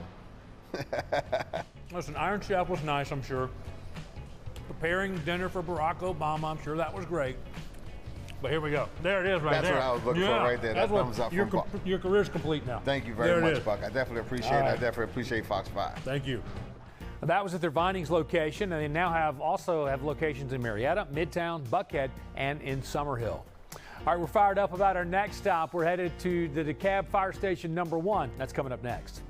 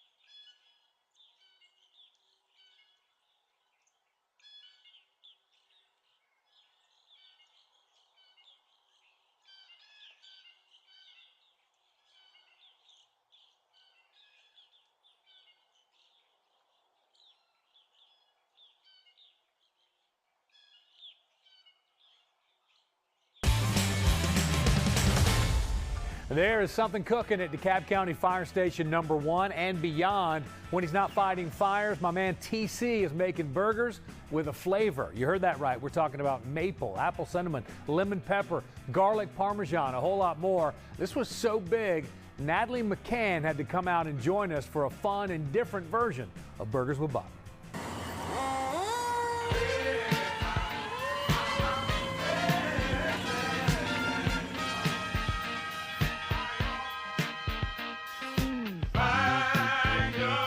All right, this week, Burgers with Buck, we are doing something entirely different. We are at DeKalb County Fire Station number 1. That's over here on Clifton Road by the CDC, hanging out with Taurus. How are you, man? I'm doing good. How are you doing? I'm doing great. I mean, I thought about it before, but you guys do a lot of preparing your own food at the fire station, and that's an important part of what you guys do is eating, right? And you're good at it. Yes, sir. That's what I do. I prepare all the hamburgers and sometimes hot dogs here at the fire station. Well, I said we were doing something a little different this week, and we really are. Look who's here. Natalie came out to do Burgers with Buck. Finally. Yeah, it's about time you joined us. We invite you every week. All the years I've been here, this is the first time I've been invited, so I'm honored. Well, congratulations. Thank you. Well, Natalie, this is Taurus, Natalie. I'm going to introduce you guys. All right, tell us about, okay, so first of all, it's what, TC Burgers? That's the name of your? Yes, TC Burgers. That's the name of my company. And what do you guys do? What I do is I provide you with burgers with a flavor. Okay. Not just your salt and pepper burger, not just your basic burger that everybody provides. Right. I do flavor burgers, and I also do different sizes, third, quarter pound, half, 3/4 pound, and pound as my man burgers. What size are these? These are all 1/3. 1/3. Yeah. All right. When you say flavor, I was in the kitchen, and it smelled like maple syrup down there. Did you smell that? Yeah, it smelled like maple syrup down there. What's going on? I got right now we got maple beef burgers, and we got apple cinnamon beef burger. I also have different flavors like honey chipotle, hickory brown sugar, jerk. I do jerk turkey. I do lemon pepper turkey. I thought you were talking to me. Yes. No. I got different flavors. I got a bunch of flavors that I have. What do you think when you hear the maple and apple cinnamon burgers? What's going through your mind right now? I've never heard of having a burger like that. You know, you hear of like just turkey or just some normal seasoning, but no, I'm excited. The apple cinnamon, I think, is the one I'm trying. I think it might be, yeah. So you must be popular around here, I'm guessing. Yes, I am for burgers. For burgers. Oh, I thought it was your charming personality, no? No, they just want to come here for my burgers. That's it. They just like my burgers. So I want to know, how did you start coming up with all these different seasonings and ideas? I came up with it because it's something that you think about when you're at home and you wishing, I wish I had a burger that tastes like this. I wish I had this. And my other thing is to be able to provide burgers with different kind of fries. I want fries from Steak and Shake, or I want fries from another place, or something like that, to go with my burger instead of having the same thing. I just want something different. I'm ready. I don't know about you. This is the point where I say we're ready to try this, right? Can I give you this, Taurus? Yes, you can. All right, Natalie, you know the rules, right? I know. This is the apple cinnamon, right? Yes, that's the apple cinnamon. And then this one's maple. Yes. I'm going to do the spicy pickles on mine. I don't know if Natalie is, but I'm going to go ahead and add you got some extra spicy pickles on mine. You got bacon on there too. All right, we take big bites, Natalie. Okay. Just so you know. There it is right there. What is it called? I mean, it's obvious. Do you have a name for these burgers? No, they're all. Right now you just got, yeah. We're going to work on a clever, catchy name, right? Cheers, here we go. Maple and apple cinnamon.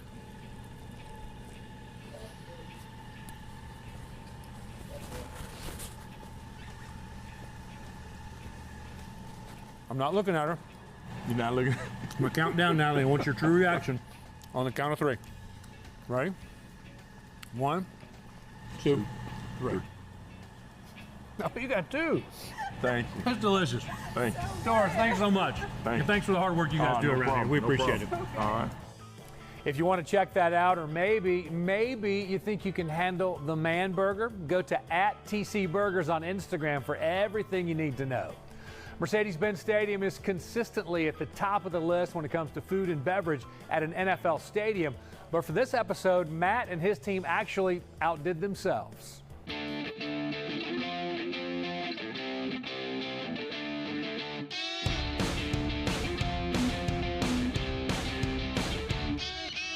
All right, this week, Burgers with Buck, we are at, where else? It's game week, right? We're at Mercedes-Benz Stadium hanging out with Matt. How you, man? Doing good. Glad to have you here. Glad to be here. Okay, so we got that college football Chick-fil-A kickoff. That's behind us. Now we're looking forward to the NFL season. Falcons Saints. What a great way to open it up. This place is going to be nuts in a couple of days. Home opener. We're excited. We are ready. Is this the Falcons burger and the Saints burger? Is that how it works? Exactly. That's why we did it. Look at that. I was thinking, though, I stress out if 2 people are coming over for dinner at my house. You've got 70,000 coming over for dinner on Sunday. How do you feel about that? Yeah. We've built an amazing team here at Mercedes-Benz Stadium, so we are locked and loaded and ready. All right, well, let's talk about what we have in front of us because size matters, right? This is true. Okay, this is so true, Buck. this is your regular burger. This is the this is just our regular standard burger at concessions. Looking at it next to this beast burger, it looks like a little slider, but this is an actual. This is a pretty decent sized burger. You're right. Now this one is I would call beyond decent size. How many ounces is this patty? That is a 3-pound beef patty. That is custom blend, brisket, chuck, short rib. And we mix a little pimento cheese in there as well, some shredded cheese, so really, really good stuff. And this was called the appropriately named? This is the Beast Burger, Buck. Oh, I thought it was the Buck Burger. It's the Beast Burger. Okay. Yes. Hey, we can rename it. Yeah, there you go. All right, we talked about the patty a little bit, but here's the thing. Here's the thing that stands out to me about this. I've done big burgers at other places. This is not a gimmick. No. When I watched you build this, the ingredients involved, these are high-end ingredients. So tell us how you put this thing together from the bun and the whole deal. Yeah, so we put some thought into this. Again, it's not a gimmick burger. This is made to be eaten. So starting off with that beef patty, custom blend, mix it all together, mix the pimento cheese in there. And then starting from the bottom of the burger, we do some due south Georgia pepper relish, amazing stuff. Then we have the Newski thick slab bacon on there, some lettuce, sliced Roma tomatoes, and then the sesame seed bun. And another thing that kind of stands out to me is it's an affordable thing. When you think about, probably you could feed your family of 4 with this, maybe. Yeah, easily. Yeah, this we've served it in the suites. This coming season, we're serving it in concessions, so look out for that. We will probably slice it in quarters, but I have yet to see somebody actually manhandle this burger, pick it up, and eat it like a burger should be eaten. So I'm hoping that's what we can do today. Did you say manhandle? Yes, I did. Let's do it. So this is not available, just so everybody understands, it's not available all the time, but on special. How will people know? Yeah, so check out social media. We're gonna put that out there. We do a special in Molly B's. So this is named after Arthur's mom, and it's Molly Blank. And we do about 50 items. Really cool. We just do 50 of them. So once they're gone, they're gone. So get them while they last, and maybe look to you for next time we do it. Well, I see why you invited me and not Paul Milliken this week. I mean, I get that. I'll tell you what, I'm going to go ahead and hand this to you. What was the word you used again to do this? It was, all right, we got to manhandle this thing. So you pick that up like a regular burger. I want the viewers at home to watch this. Just for perspective, there you go. You see the size there, okay. All right, let's see it. Here we go. The beast. Look at that thing. I've never been intimidated by a burger before, and I'm not today either, Chef. Big. Oh, yes. Oh, he took a nice bite out of that, too. Oh, that's what it's supposed to do. It's supposed to be messy. Give him a second. Let it digest a little bit. I want to hear all those flavors. First the of all, bacon. You're a great play-by-play guy. Thank you. No doubt about that.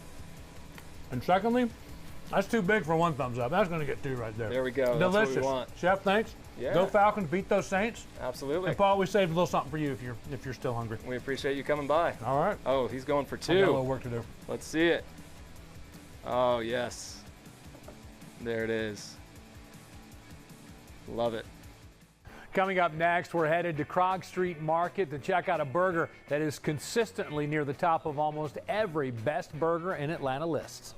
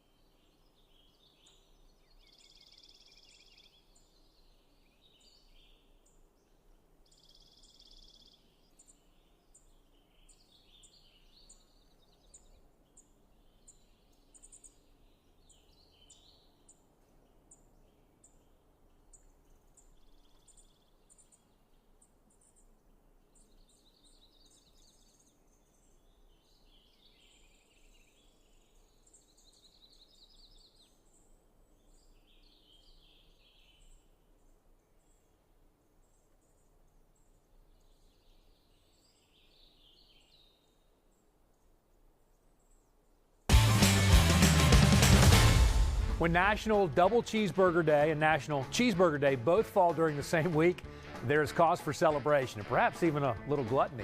We could not think of a better place to celebrate such a wonderful week than at an Atlanta staple, Fred's Meat and Bread at Cobb Street Market.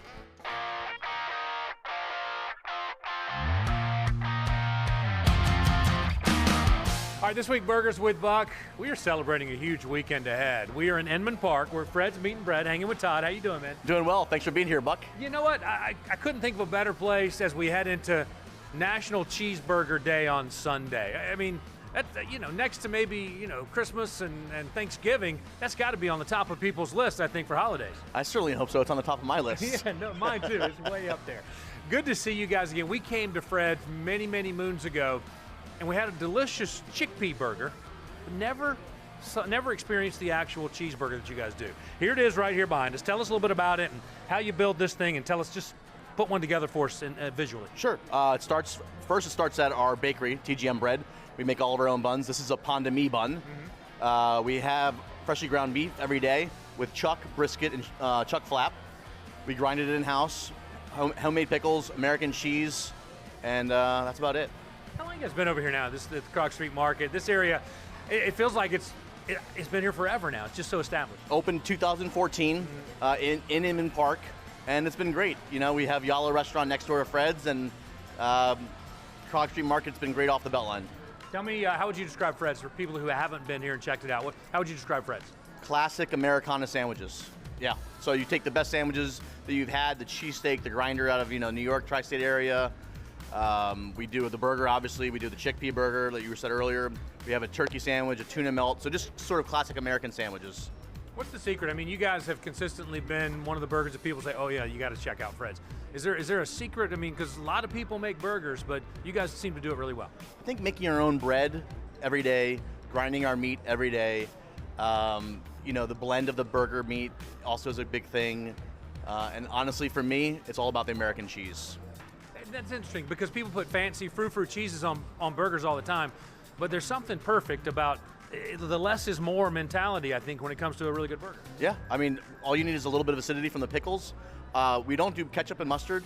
I don't think it needs it. Some people put it on, that's fine. But the greatest compliment to me is when they eat it without putting mustard and ketchup on, because that says it's balanced. Which is exactly what I'm going to do after you tell us about those fries. We have garlic fries here and regular plain fries. The garlic and herb fries are served with the ranch dressing. Okay. Again, we make that in-house, and the fries are big old fries that, keep up with the burger. Yeah, hold this for a second if you don't mind. Absolutely. So this is the finished product, but it comes served like this. So I'm going to show everybody. Here we go. I'm going to unwrap mine right now, and I'm ready to give it a try. Look at that. I love a little bit of cheese melted on the foil. That's something special about that too. Does it have a name? It's just a double stack cheeseburger. Double stack. Yeah. Right. Here it is. I'm going to taste mine first, but you're going to eat one too, right? Yeah, absolutely. All right, here we go. I'm going to wish everyone a happy National Cheeseburger Day on Sunday. Here we go. Forgot a napkin, but oh well. All right. While you're doing that, let me process mine. All right. I want a true reaction toward the camera on 3. Ready? All right. 1, 2, 3. I had to hold the mic with one to get to. There it is. There it is right there. Happy Cheeseburger Day. Yeah, happy National Cheeseburger, everybody. From Fred's and Burgers with Buck.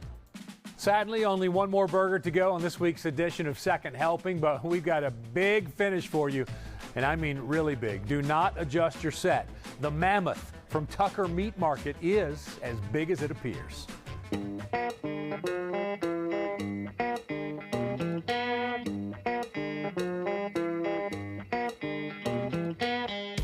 All right, this week, Burgers with Buck, we are in Tucker. We're at Tucker Meat Market hanging out with Andrea. How are you today, Andrea? I'm great. How are you? I'm doing great. So listen, we took a week off from Burgers with Buck last week, so we figured this week we should do something maybe twice as big as normal just to make up for that. It looks like we've maybe satisfied that requirement. What do you think? We'll see if you can handle it. We'll see if we can handle it. Before we get to that, though, tell us a little bit about Tucker Meat Market. Not necessarily a restaurant per se, but a full-on butcher shop, and just tell us about the place. We are a full-on meat market, just happen to cook burgers. Just happen to? Yep. And you cook them pretty well from what I understand, though. Just a little bit, you know. All right, so let's talk about it. This one, I love the name. What's it called? This is the Mammoth. This is our one of our specialty burgers that's well known. Why do you call it Mammoth? I don't get it. Just look at it. It's a beast. It's definitely a beast. It is a beast. All right, I want you to build this beast visually for us. Tell us everything about it, everything that goes into this, and just make one for us. So we're gonna start off with grilling the fresh baked bread from Engelman's, and then we top that with a little bit of mayonnaise. The burger is a half-pound bacon burger, which is a blend that we make here. So it's bacon and beef blended and chuck together. ground together. Okay. It's one of our top sellers. That is grilled, and then we top it with white American cheese, grilled onions, grilled jalapenos, another piece of cheese, and then we put a 1/3 pound of our house smoked brisket on it, and then a little bit of barbecue sauce, and it's good to go. So a half pound of meat, a 1/3 pound of brisket. I wasn't that great at math, but that's a lot of meat. Yep, it's definitely, it's a big bite for sure. Yeah, so. No doubt about it. So you know, we talked to you guys. You were when the whole pandemic started. We came out and saw you, but we did it in a different kind of way because everything was being done in a different kind of way there. So we wanted to come back and check it out. The official Burgers with Buck ways. Tell me about surviving that time. What business was like for you? Fortunately for us, it was a boost in business. You know, a lot of restaurants kind of suffered there, but we had the meat supply, and we were the only people that could actually keep it in stock. So we became more of a neighborhood and community staple.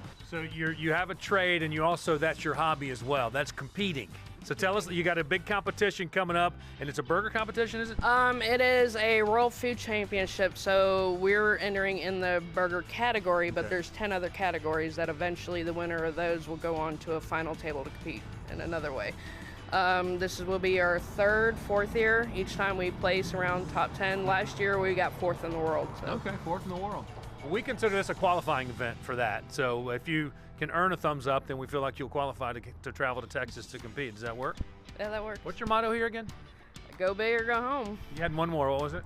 Oh, if you leave hungry, that's your fault. If you leave hungry, it's your fault. That's my motto too. Can I hand you this, Andrea? Yes, sir. I'm ready to give it a try.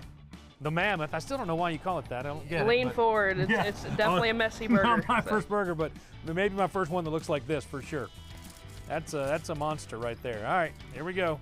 There it is, the Mammoth Burger from Tucker Meat Market. Lean over.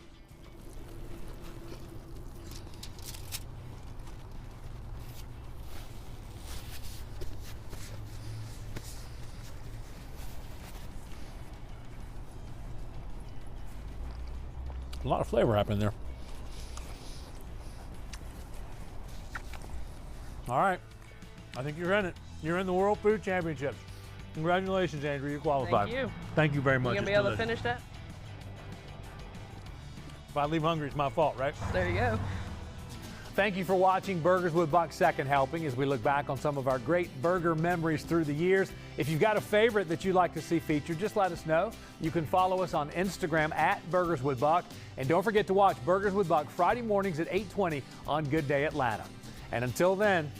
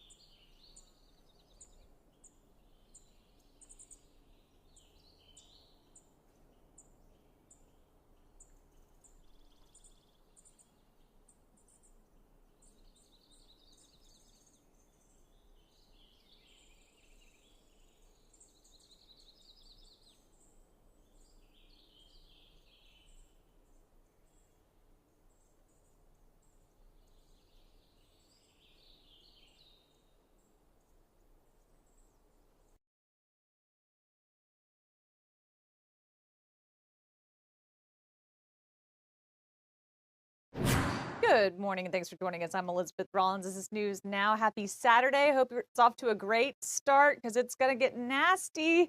Joanne Feldman standing by with a look at your forecast. Joanne. Yes, good morning. And it is a day that you need to be paying attention to the weather, even though we have many hours to go before it's really a big concern. So let me show you what's happening on the big picture here and what we're watching for later on. These storms flaring up to produce severe weather. We've got multiple severe thunderstorm warnings, occasionally a tornado warning happening within this area right here. So we are going to watch this cluster of storms make fairly quick and steady progress, considering how far it has to go to arrive here by the end of the afternoon and impact our late afternoon and evening hours. But so far, so good on the rainfall side of things. We are dry right now, still having some trouble with that temperature sensor in LaGrange where it's not 100, I can assure you. But look at how the other temperatures have moved up so very quickly, already into the 80s in many spots before we even hit the noon hour, and humidity, of course, makes it feel even hotter than those temperatures would indicate. Now, here's the thing. We're coming off of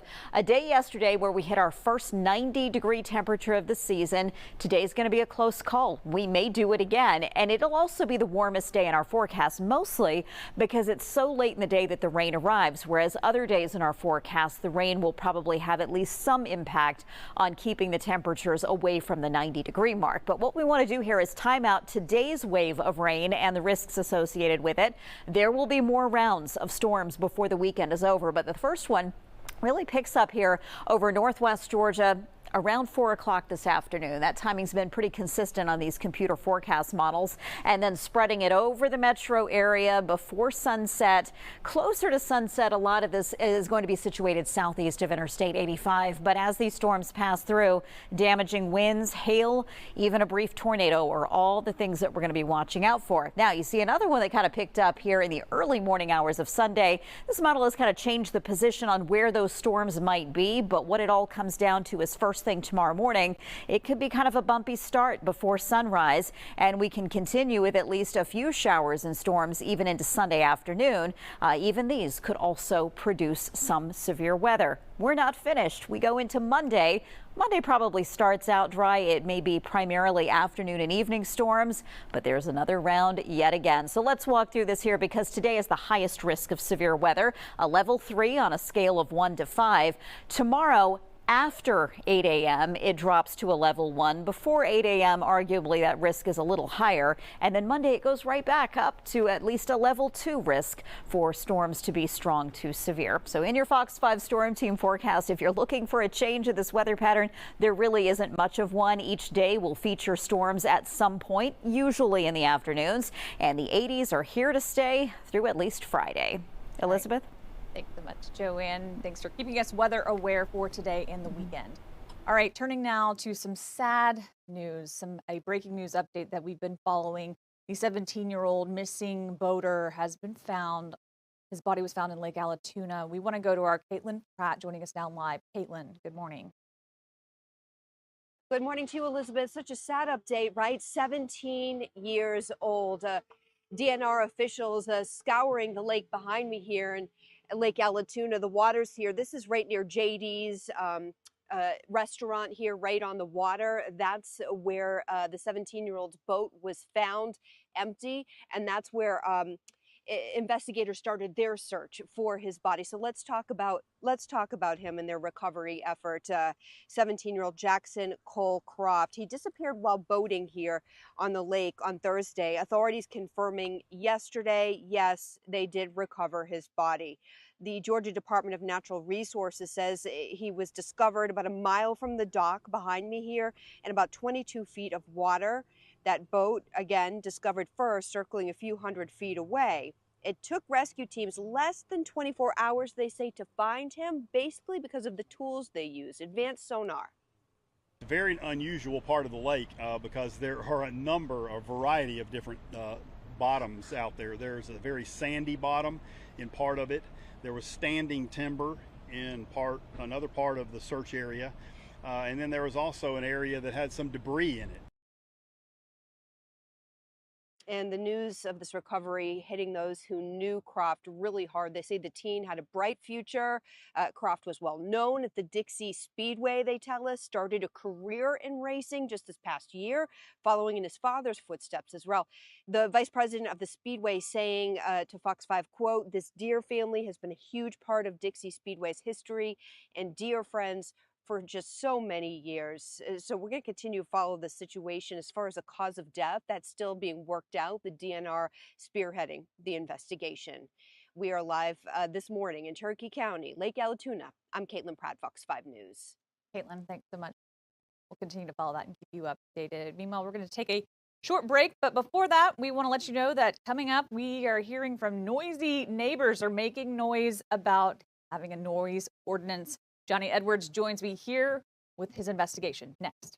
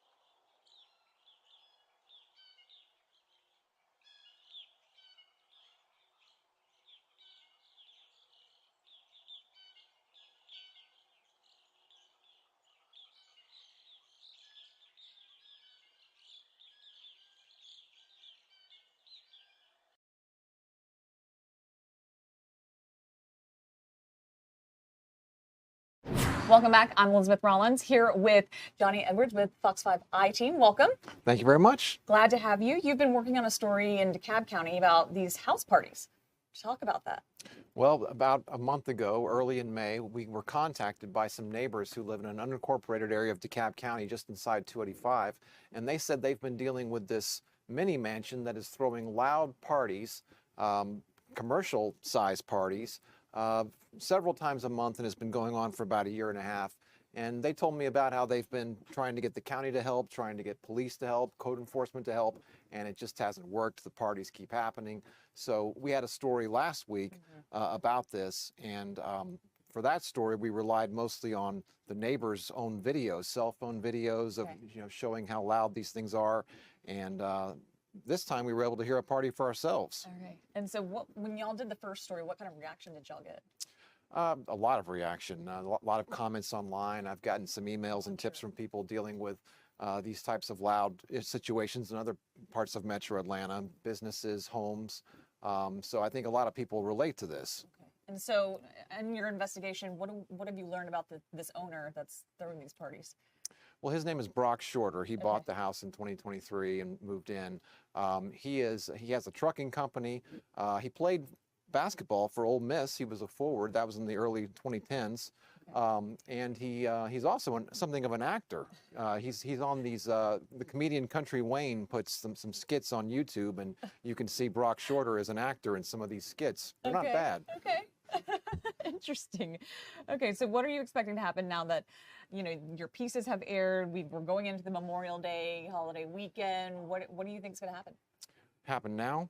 Well, the county is saying that they're going to crack down on this. I mean, the county says they've heard the neighborhood's cries and they're not going to tolerate any more illegal activity.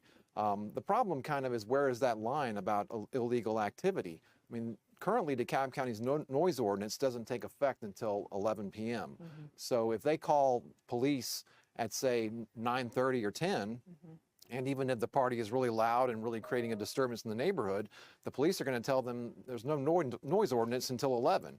Now the county commission says it's working on strengthening that noise ordinance, setting a limit of 65 decibels. Okay.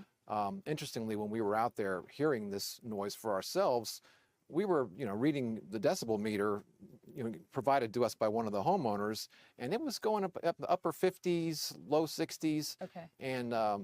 And that was loud enough to be pretty intolerable in my opinion. Okay. I was going to say, we don't all have decibel readers on hand. And so 65, kind of what does that relate to? Like a loud concert, or, kind of what are we, in describing it without actually busting our eardrums? How would you describe 65? 65 was loud enough to ruin your day. I mean, Okay. I'll put it that way. I mean, the city of Atlanta, for example, has a decibel limit of 70. No, that's not. That's Cobb County. I take that back. Okay. Atlanta's is a distance of 300 feet away from the source. So 70 in Cobb County. Okay. They're contemplating 65 in DeKalb. I'll say I was at one point reporting the story. I was 200 feet away from the pool where these speakers were. And I was holding that same decibel meter, and it was hitting in the 50s. So how loud is that? I could hear it inside houses. I went inside Andre Jackson's house right next door and could hear it in his den. I can now see what they mean. They can't watch TV. They can't sleep. And even when I was in that house, whose deck was 200 feet away, I could hear it from inside that kitchen too. So that's how loud that is. And so talk a little bit more, you kind of touched on about police and code enforcement, and this is, a growing problem. Well, I think it's a relatable problem. I'm not sure if it's growing or, just sometimes people just get to their wits' end. It's something of a clash of lifestyles out there. I mean, Brock Shorter's 36 years old. He's a young guy. He's, kind of got more of a cosmopolitan lifestyle. If you look at his Instagram, he likes to have these lavish parties and, and he plays music of his generation, and these are people of older generations who probably have a whole different taste in music. Right. Although one guy told me even if he was playing his favorite music in the world, it would still be just as irritating. So, but it's a difference of opinion about what constitutes a nuisance and what is good manners on a weekend day. But then there's also the law. Right. I mean, Brock Shorter has been holding parties that are basically, he's renting the house out through Airbnb and Gigster and using Eventbrite to sell tickets, and that's not allowed in a residential area in DeKalb County. Okay. So the county has given him a stern warning in writing. You cannot basically use your residential home as an event center. That is illegal, and we will not tolerate it. Okay. Now, in the past, he's been cited for that, gone to court, I believe, and it was dismissed. That was because the code enforcement officer who wrote the citations had left the department by the time it went to court, and the solicitor didn't feel like they had a witness. So but that's neither here nor there. Have they been able to actually shut down any of these parties? Has the county? I'm not aware of them ever coming out there and actually shutting down a party. Okay. When we were there Sunday, they did not shut it down. Okay. The police showed up, talked to the people at the gate, they left. Code enforcement showed up, talked to the people at the gate, they also left. Later we heard from both departments that they didn't find any violations. They didn't see any illegal parking. They didn't. It was before 11 o'clock. They were telling them the party was going to shut down at 10. So as loud as this was, as much as it ruined everyone's day in the proximity, right. At least two police reports were generated by this. One was a guy saying he and his wife could not function inside their home. Another was a woman complaining that it was bothering her 7-year-old son. It was that loud, but DeKalb County was pretty much powerless to do anything about it. Wow, that's crazy. And you kind of touched on this, how other cities and jurisdictions kind of handle this problem. I mean, you said that Cobb County is one that's, you said 70 decibels? 70 decibel limit during daylight hours, right? That's loud. Well, I think, in my opinion, after being out there Sunday, I think that's kind of high. Yeah. I mean, that you can create a lot of noise getting up to 69 decibels. Yeah. So, Cobb County has an ordinance. Gwinnett County's ordinance is, I think it's 300 feet during daylight, most daylight hours. The city of Atlanta's ordinance is similar, 300 feet from the source of the noise. Party noise, that applies to party noise. Atlanta also has a party house ordinance, which they recently strengthened. to basically bar party houses in certain neighborhoods, define what a party house is. Right. And they're talking about that in DeKalb County as well, you know, dealing with short-term rentals, which would apply to like Airbnbs and things like that. So that might strengthen it a little bit. But I just have to observe that if they're talking about a limit of 65 decibels, that's still plenty of noise to ruin houses, you know, even on adjoining streets. Absolutely. And to your point about the, you know, Airbnb and those rental homes, I think that's a, you know, another conversation or part two of this entire problem that we're seeing, though, that the, you know, folks are renting these houses, they're having parties, and you know, they're in and out and gone before you know it, and it's, you know, it's disruptive to the neighborhood. So well, right. I mean, if it's disruptive, if they get in there and make a lot of noise or create a disturbance, throw trash everywhere. Yeah. I mean, there was another story that Fox 5 reported where there was a rental house. It was rented for an event, and someone was standing there with a marching band drum beating on it with this wild party. I mean, that's, you know, what I don't understand is why some folks don't seem to understand that, why that bothers other people. Yeah. You know, that you could do that and hold an event like that in someone else's neighborhood, and it would not create complaints, you know. So what questions do you still have as we move forward and kind of monitor, you know, the progress of you know, kind of what's to come?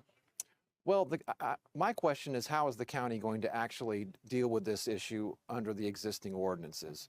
I mean, they're saying that they're going to crack down on him, you know, holding, you know, private events at the house. You know, how do you gauge that? How do you tell if it's a private event or not? Now, he said that this party on Sunday was a wedding party held by his college best friend. I certainly take him at his word. But if it was a paid event, you know, how would you prove that unless it had been posted online or there was tickets being sold? You know, so I'm curious to see how they're going to, you know, next time there's a big party like that, how are they going to say, well, it wasn't paid? You know, how do you make that definitive statement? I'm sure there's going to be allegations from neighbors that he's still having an event center, and he's going to say, no, I'm not. You know, how do you parse that? I feel like there's so many layers to this story in terms of, you know, kind of monitoring the noise, and you know, making sure that the neighborhoods stay safe and happy and right and being able to hear.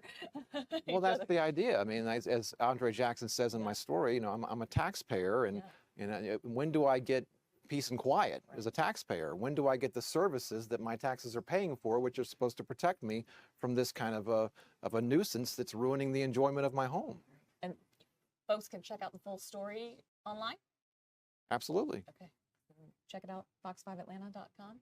Johnny Edwards, thanks so much for joining me. Appreciate it. Thank you. We're going to take a quick break. When we come back, we'll have more news and weather.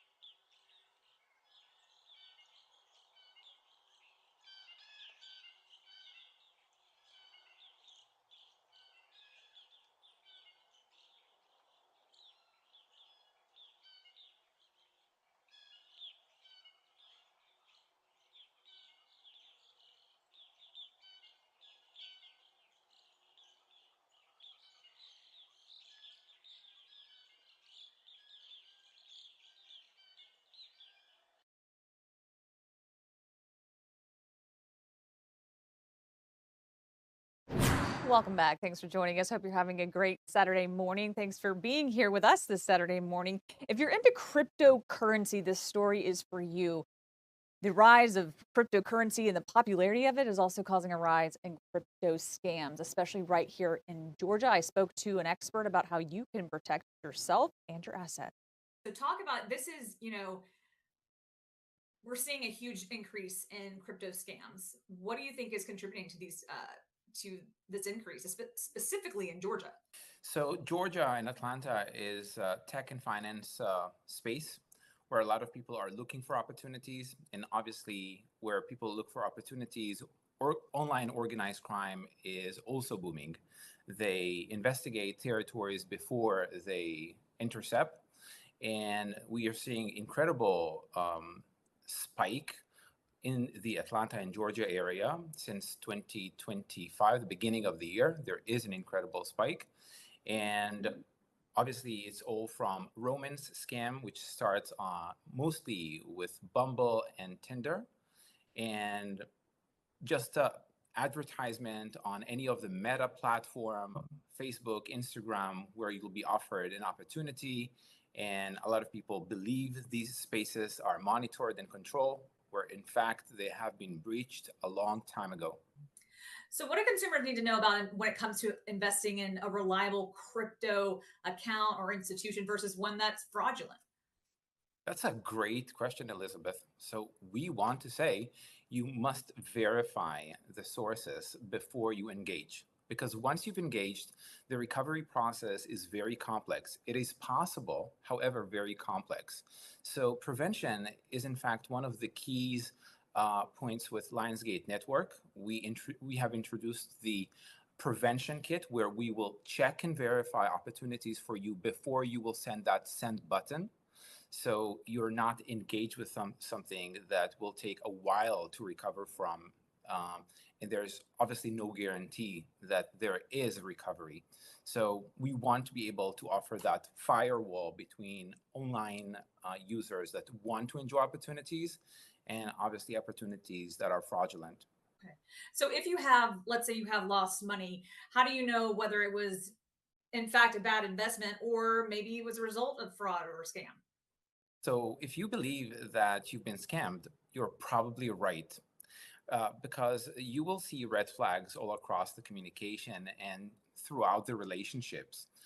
We hear from clients that they are being offered to pay a fee in order to withdraw funds. That's a red flag. We see that obviously the website is not functioning and there's no record on the company anywhere. That's a huge red flag.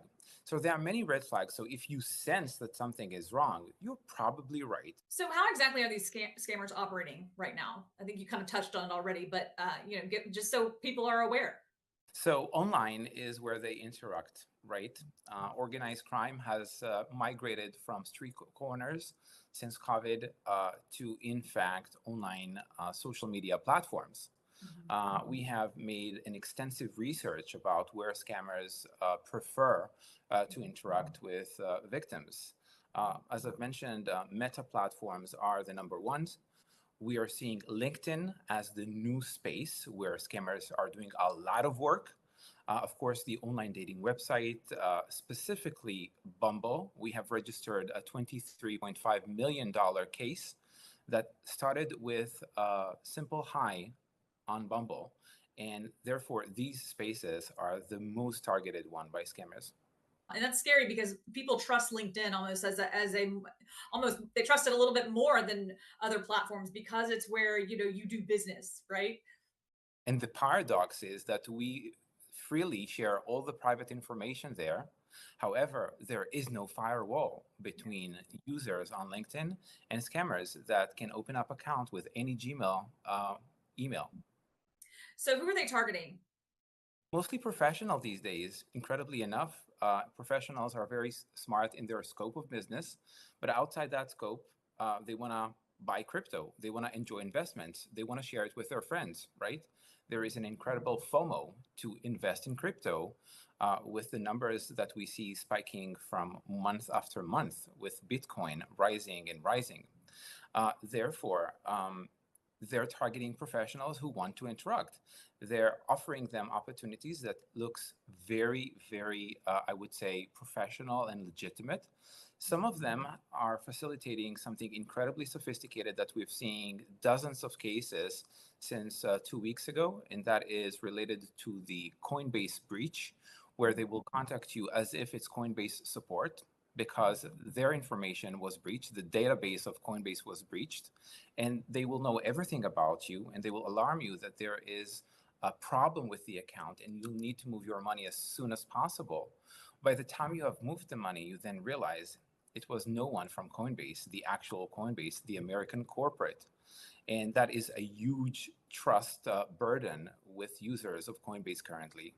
So if you suspect crypto fraud, whether that you've been a victim of or you sense it, maybe you're on LinkedIn and you see something that just looks suspicious, what should you do? Immediately report the case to us through our website, lionsgate.network. We'll be able to assess whether this case is in fact fraudulent. And if it is, and we'll be able to know about it in less than a minute, right? We'll be able to verify it very quickly. We can use our comprehensive blockchain softwares to trace the funds and then request a subpoena from law enforcement agencies through your local law enforcement or federal. So go to y'all's website. Does it cost anything to seek y'all's services first before going to law enforcement? So the analysis that we provide at preliminary stage is completely for free. This is the verification that there is a case, because not every case is recoverable. If we see that the funds have been traced out of blockchain, meaning turned into cash, or are with non-custodian wallets, there is not much to be done as far as law enforcement, and we'll only give you for a free the prevention kit, which will allow you not to be targeted again, because we see that if you've been targeted, God forbid, you have 80% chances to fall into another case again, because right now you're on their database, right, where they'll keep on pushing different scenarios at you.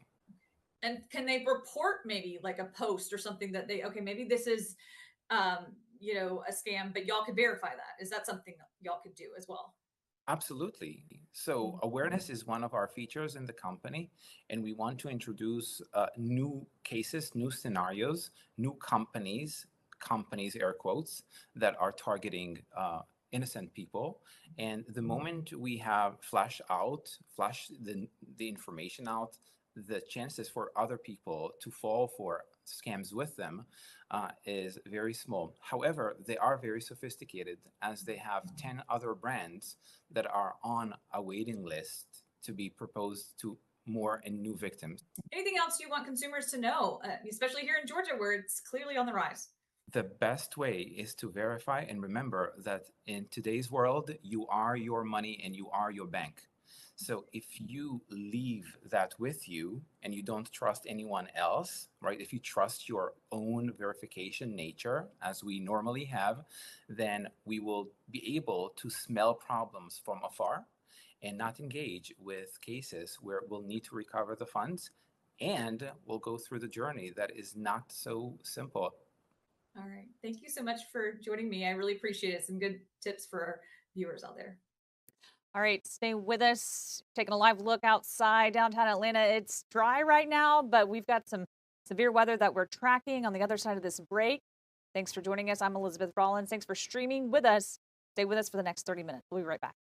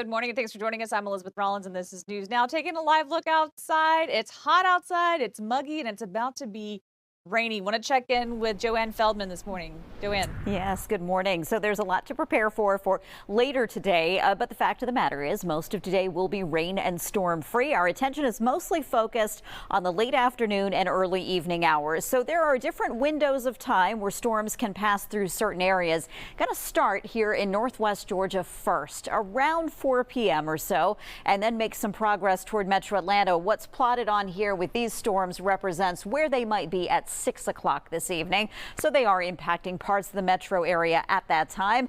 Still not much happening by that hour south and east, but those storms will move through that zone.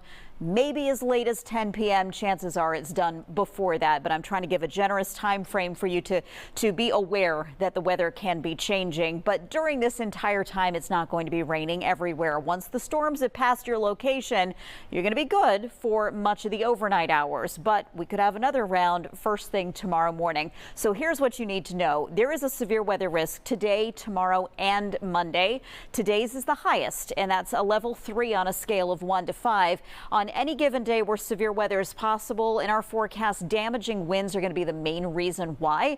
Might be somewhere between 50 or possibly up to 70 mile per hour winds with some of the storms. So I would anticipate that maybe we get multiple severe thunderstorm warnings. That could also be storms including large hail. Tornado warning, not out of the question, maybe more likely in these areas outlined in orange versus the ones outlined in yellow, but something that we need to be mindful of. And that map actually covers a time frame all the way through 8 a.m. Sunday. So that second round of storms I'm talking about coming in early tomorrow will actually be before 8 a.m. Those could pack a punch.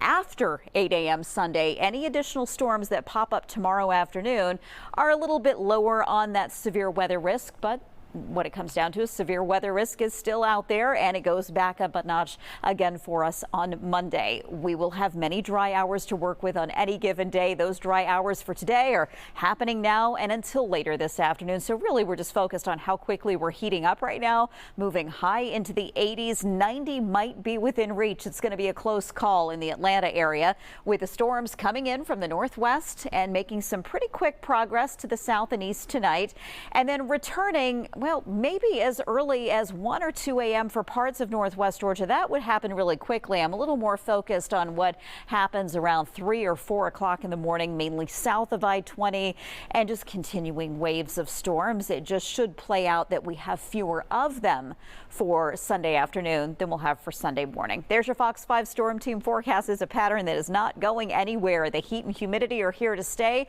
Temperatures stay pretty similar from one day to the next. And after today's greater risk of storms, the risk and number of storms will be pretty consistent from one day to the next, from tomorrow all the way through Friday. Elizabeth? All right, thanks so much, Joanne, for keeping us weather aware this weekend. Turning now to some sad news that we've been following, an update to a story. The body of a 17-year-old boater has been found in Lake Allatoona. We want to go to our Caitlin Pratt with the latest update. Caitlin. Hey, good morning to you, Elizabeth. That's right. This search began on Thursday when the 17-year-old disappeared.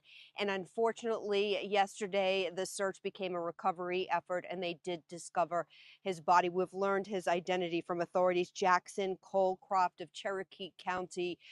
He first disappeared, as I mentioned, on Thursday here at Lake Allatoona. This is near the JD's restaurant, right on the water.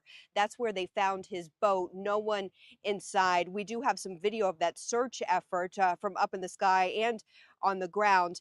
The Georgia Department of Natural Resources, they were the ones spearheading the search. They say they finally discovered his body about a mile from the dock here, his boat in this area as well. It took rescue teams fairly quickly, less than 24 hours time, to discover his body because of their advanced sonar, all the equipment they have to do this, specialized equipment. Now, those who knew Croft said the teen had a bright future. He was well known, in particular at the Dixie Speedway, started a career just in the last year, following after his father. So you got to imagine that community is reeling from this. And also the DNR, these specialists who were able to recover his body, they're left reeling as well, as this investigation remains ongoing as far as what happened here. in the water behind me.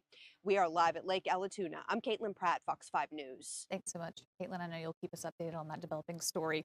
Meanwhile, turning now to a new measles case has been reported in the metro Atlanta area. This is the 5th for Georgia for 2025. Officials say the infected individual is a family member of a person who tested positive back in May. Individuals with measles symptoms should contact healthcare providers immediately, and providers should notify public health authorities if they suspect any new cases. And President Trump signing a proclamation banning a dozen countries and put heightened restrictions on 7 others on Wednesday. The countries include Afghanistan, Burma, Iran, Libya, and others. And that ban will take effect on Monday. All right. Thanks for joining us. I'm Elizabeth Rollins. We're going to take a short break. When we come back, we'll have more news and weather.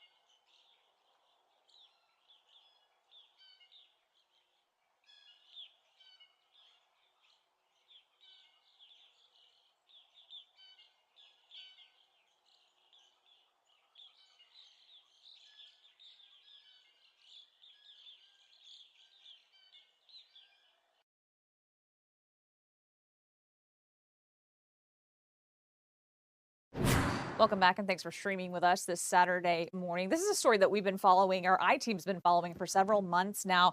Controversy surrounding an inmate in the Cobb County Sheriff's Office who was put in a chokehold. Here's Dana Fowle with the story. Cuffed and shackled man in Cobb County custody is William Carducci. The 27-year-old was taken by sheriff's deputies February 3rd from the jail to the hospital for a minor infection. It was after he stood up from the bed and walked over to the group that he was quickly surrounded. This was Carducci's attorney when we first showed him this tape. He didn't appear to be aggressive to me in any way. There's no sound, and we can't see what, if anything, might have provoked the deputies. But the hospital video reveals that next, the restrained inmate gets punched 6 times by a single deputy. Shortly after, he's held in a chokehold maneuver for nearly a minute. The move is considered use of force and is designed to subdue someone by either reducing or cutting off the oxygen supply. The sheriff's office own handbook reads that it is only supposed to be used if there is fear of imminent danger of death or serious injury. His attorney Scott Anderson in a second sit-down interview in May. While Mr. Carducci was shackled, and we've discussed that, and we see that in the photos, is there anything he could have done when he approached them that called on this type of response? I cannot imagine. No, I cannot imagine. The Cobb County Sheriff's Office started looking into it almost immediately. This report filed the next day shows they began an investigation on a use of force incident involving 2 deputies in the room with the inmate. Deputy Sheriff Titer and Donald Farr. Deputy Titer is listed as a suspect for aggravated assault, which is a felony, and Donald Farr's name appears with the code for witness. But here we are, 4 months later, and where is this investigation headed? Well, every time we ask, we're told the exact same thing. It's an open, active internal investigation. We looked at timesheets for both deputies. They're both working and on the clock. Deputy Farr, we asked for any disciplinary actions against him going all the way back to January 2024. There's nothing there. But Deputy Titer, well, we've asked for the same records, and I got to tell you, they look different. Titer has 2 disciplinary events in that same time frame. In this case, he was suspended 8 hours without pay on March 19th for missing a security round. The only other event on his record is the investigation into use of force used on William Carducci February 3rd. Again, a report was opened the next day, February 4th. The day after that, February 5th, an internal department memo shows Deputy Titer was placed on administrative leave with pay, pending the outcome of the investigation. His timesheet shows he was off with pay for 12 days, then back to work. And that's where the paper trail ends. There's no record of disciplinary action for the use of force investigation. Deputy Titer, per his timesheets, is back at work, getting paid at Cobb County Detention. And when we come back, we are going to have Dana Fowle here. She's going to join me right here at the desk, and we're going to do a deeper dive into that investigation. We'll be right back. You can listen to Fox 5 live on the Fox 5 Radio 1 network. Just tune your HD radio to 107.9 HD2 FM.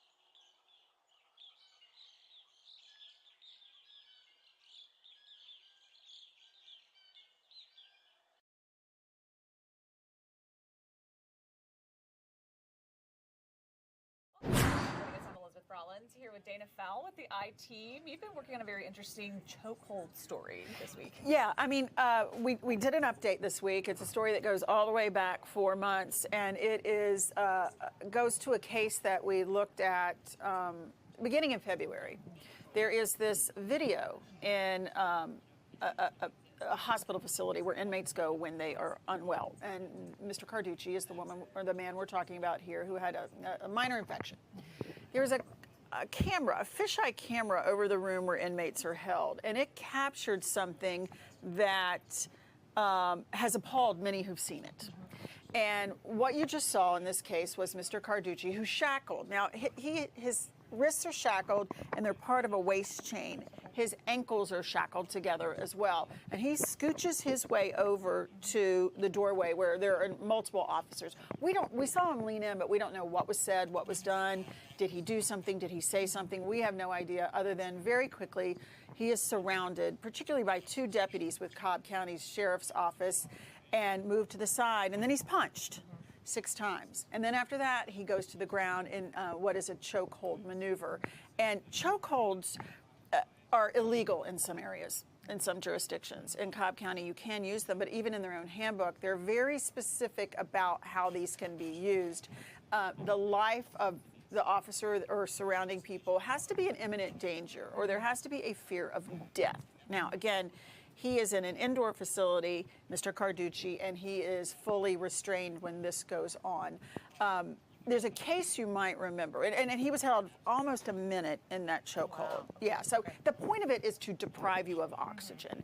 And people die in chokeholds. That's why you don't like to use them very often. Or you can have a stroke, a heart event, a brain damage, all sorts of things can happen. And I think a lot of us will remember the case, if you go back to 2014, Eric Garner was accused of selling loose cigarettes on the streets of New York City and was put in a chokehold maneuver and ultimately died after that maneuver. So I think it was I Can't Breathe, something like that. And so it is designed to incapacitate. And so there is a question about whether this should have been used in this scenario. So this was about 4 months ago. Is there a conclusion coming? Well, that's the thing. I mean, 4 months ago is a really long time when you have the video of what you're seeing. Now, the timeline is this. The event happened February 3rd. We know from records that the I-Team got on February 4th, there was an internal investigation. An incident report was filed that said, hey, we need to look into this. One officer, there were 2 officers there. There was Deputy Titer and Deputy Farr. Deputy Titer is in that paperwork seen as a suspect, whereas Deputy Farr, the other person there, is listed under witness. Now, has that changed? Has that morphed? I'm not really sure. But February 5th, 2 days after the incident, Titer is put on administrative leave with pay for a use of force incident. That went on for 12 working days, and he's back and he's working, and we're looking at timesheets, and he appears to be back at his job, and nothing has changed so far, as that we know or can see through the timesheets. Okay. So we hear about the event, but what about the inmate? What do we know? Okay, so the inmate is somebody who seems to be getting, we forget him a little bit here because we're talking about all the investigation and this, that, and the other. 27 years old. His name is William Carducci. He's a Cobb County man. He is schizophrenic. He is mentally ill. It's court documented that he has these mental health issues. He was arrested in November 2022, and he had been incarcerated this entire time in Cobb County in the jail there. He had attacked his own family according to the allegations and the charges. That's what they're alleging, that he had violently attacked his own family, and the question is whether that was done in a schizophrenic moment or how that unfolded. That will, of course, be for a judge or a jury to decide something like that. So he, about a year ago, finally got in front of a judge who said he is mentally incompetent to stand trial on these charges. He needs to be in a mental health facility and not here. He remained for at least another year in the Cobb County Jail because there wasn't a facility to move him to at the time. And as this investigation heated up, at least on our end, he has since been moved to a South Georgia mental health facility, and his attorney says he's getting the care he needs, and they hope that they can get better and clearer answers from him as he heals mentally. Okay, so what's next?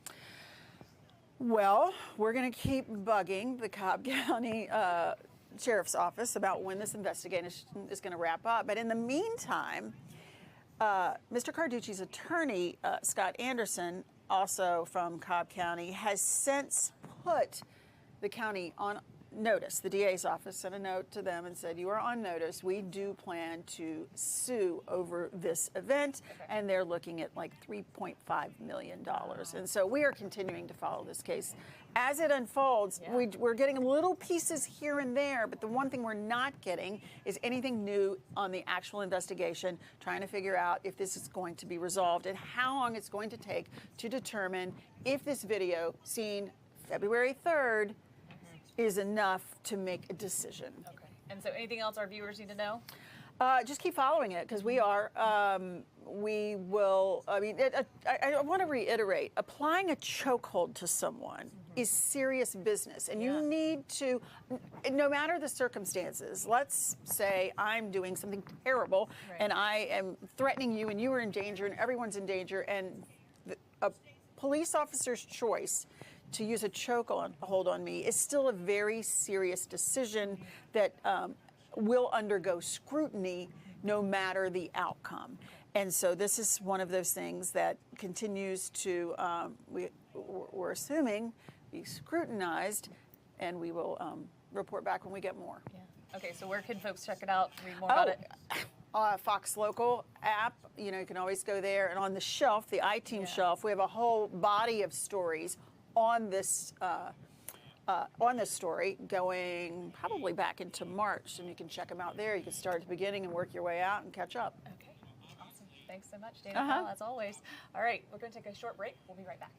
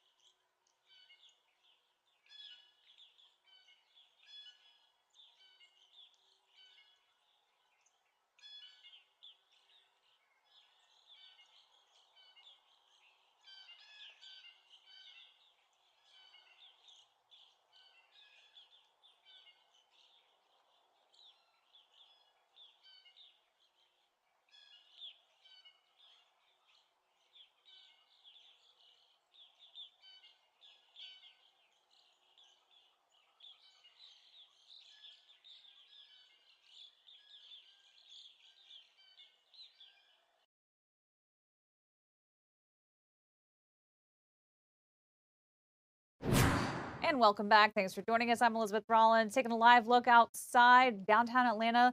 You can see the blue skies. You see a little clouds, but more clouds are going to be moving in. We're keeping you weather aware. Joanne Feldman's going to be joining us at top of the hour, right at noon, telling you when you can expect severe weather moving through. Plus, also new at noon, if you are one of those folks who has student loans and you haven't started paying back those loans, this could be impacting your credit. Dana Fowle is going to be joining me at noon with a deeper dive into how this is going to impact you and your credit score. So stay with us. We'll be right back at the top of the hour.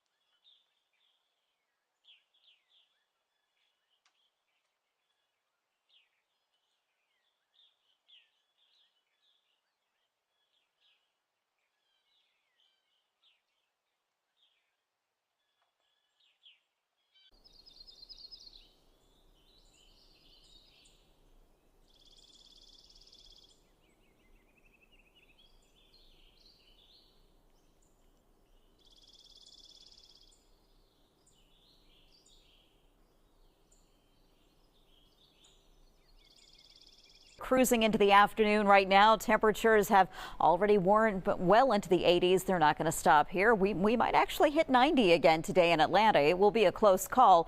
But most importantly, not only are there no storms right now, the nearest storms are far enough away that we have several hours to go before storms and severe weather become a problem for us. Before that time, though, I want to show you the difference that the humidity makes, because even if we don't get all the way up to 90 degrees, it's going to feel like it's in the 90s anyway. Very much a summer-like feel in our entire forecast. And watch right here as early as 4 p.m., but mostly in the hours after that, leading up to sunset, is when a big round of storms will blast through North Georgia, affecting just about everyone at one point or another.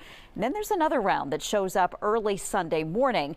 This first round may be the strongest in terms of having the highest severe storm risk with any type of severe weather possible, whether it's wind, hail, or the brief spin up of a tornado. Wind damage is going to be the main threat out of this, though, and that's 4 p.m. You can see things are starting to change over northwest Georgia at that time, and it goes through any one location relatively quickly. You're not going to have hours and hours of rainfall. That should be out of here by sunset. Where things get a little complicated, though, is these complexes of thunderstorms that linger through the overnight. It gets really difficult for computer forecast models to give accurate timing on when those may move in. And I say that to caution how Sunday morning may evolve, because this has changed a little bit. You see some strong storms over Alabama late this evening that could come through maybe near or after midnight, but maybe some of the strong storms kind of linger here in the pre-dawn hours south of I-24 Sunday. And while the rain's probably more widespread Sunday morning,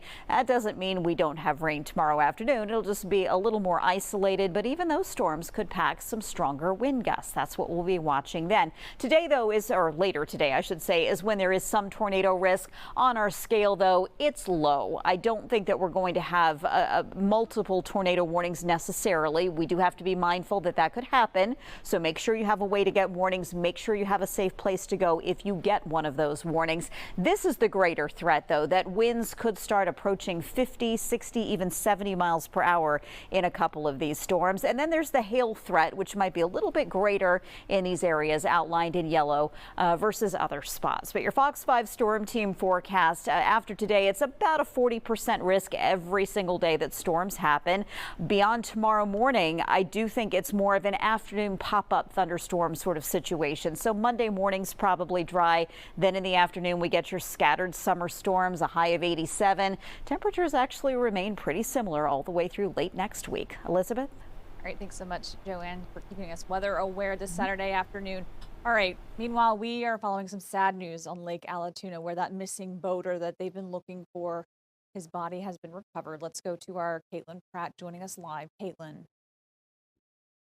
Hi, Elizabeth. Good afternoon to you. Yeah, not the news anyone wanted to hear, that's for sure. The 17-year-old first disappeared Thursday night right in the area where I am right now. This is right near a restaurant right on the water here at Lake Allatoona, JD's on the water. Near the dock, that's where his boat was discovered on Thursday, and that's when searchers started their work looking for him. So who is he, and what do they believe happened at this time? He is 17-year-old Jackson Cole Croft. He disappeared, as I mentioned, on Thursday. His body recovered yesterday, authorities confirming. The Georgia Department of Natural Resources say they discovered his body about a mile from the dock here. His boat, again, found circling a few hundred feet away without him inside. It took rescue crews less than 24 hours time to find him. They say because of technology, their advanced sonar. It's a very unusual part of the lake because there are a variety of different bottoms out there. There's a very sandy bottom in part of it. There was standing timber in another part of the search area. And then there was also an area that had some debris in it. And those who knew Croft said he had a bright future. This is just devastating for them. He was well known at the Dixie Speedway, apparently, had just started a career in racing this year following in his dad's footsteps. The vice president of the Speedway telling Fox 5, quote, "This dear family has been a huge part of Dixie Speedway's history and dear friends for many, many years. The DNR is still investigating at this point what went wrong on the water Thursday evening. And as soon as they get that information, their investigation is complete, we'll pass that information along to you. For now, we are live at Lake Allatoona in Cherokee County. I'm Caitlin Pratt, Fox 5 News. Thanks for keeping us updated, Caitlin. All right, we're going to take a short break, but before you go, if you've got student loans, listen up. Those student loans they're collecting that debt now, and it's impacting credit scores. You're not going to want to miss this. Stay with us on Fox Local. We'll be right back.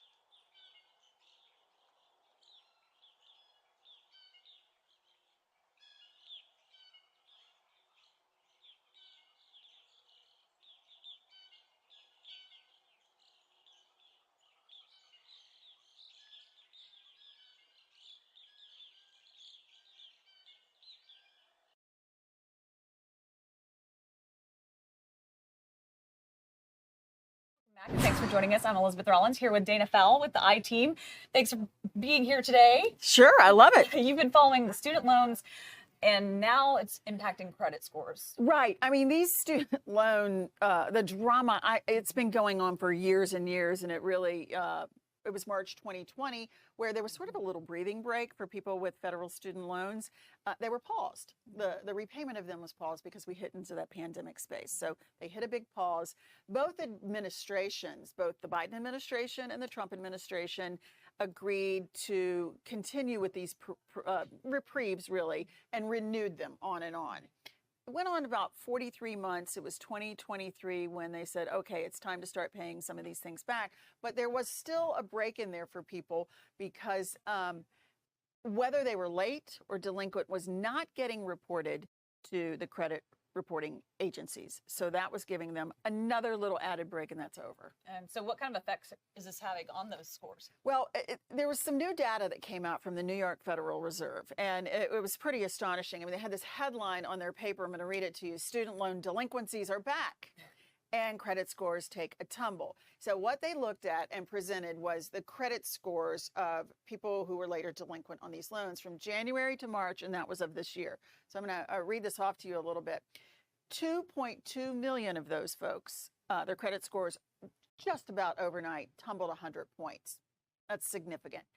1 million folks, 150 points. That's like your credit score going from, 750 to 600. That is significant. And 2.4 million of their scores went below what was 620. And that's a big ouch. All right. So what does that mean if it's below 620?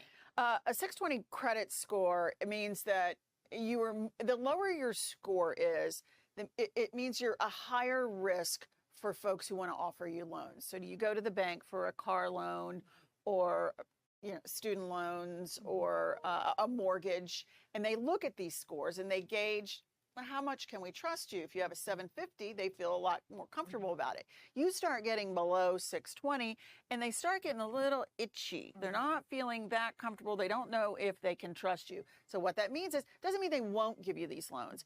It just means your interest is going to be higher. And interest rates are higher now than they have been traditionally. So it's going to go even higher on those sorts of loans. But it also means if you are have outstanding credit card payments, let's say you've got revolving debt, that interest rate is also going to go up. So let's say you pay on your credit card every month $200.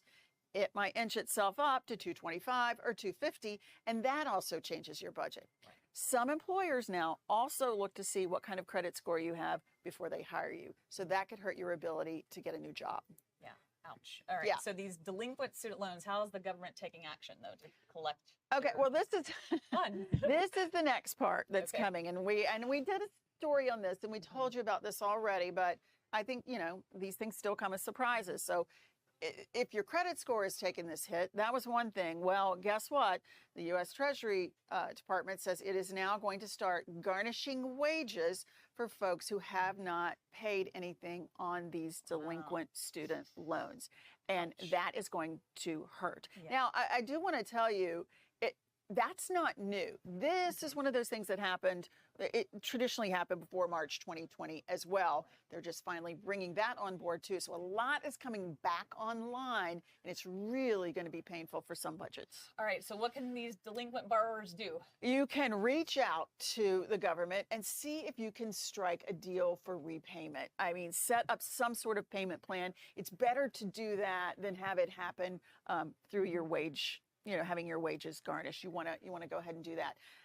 Focus on that credit card debt. Put that thing away. Put that credit card on ice. Whatever you can do to try not to rack up any more credit card debt. And if you have the ability, let's say you're still a student or you're young and you have the opportunity to maybe get another job this summer, hostessing, waiting tables, something on the weekends, see if you can do that and just take every penny and dump that into some of this debt to see if you can get out from under it. All right. Dana Fowle, always with great information for our viewers. Thanks so much for being here. I mean, I hope that's helpful. It's not the best news, but it's the real news. It's the reality. Yeah. All right, we're going to take a short break. When we come back, we'll have more news and weather.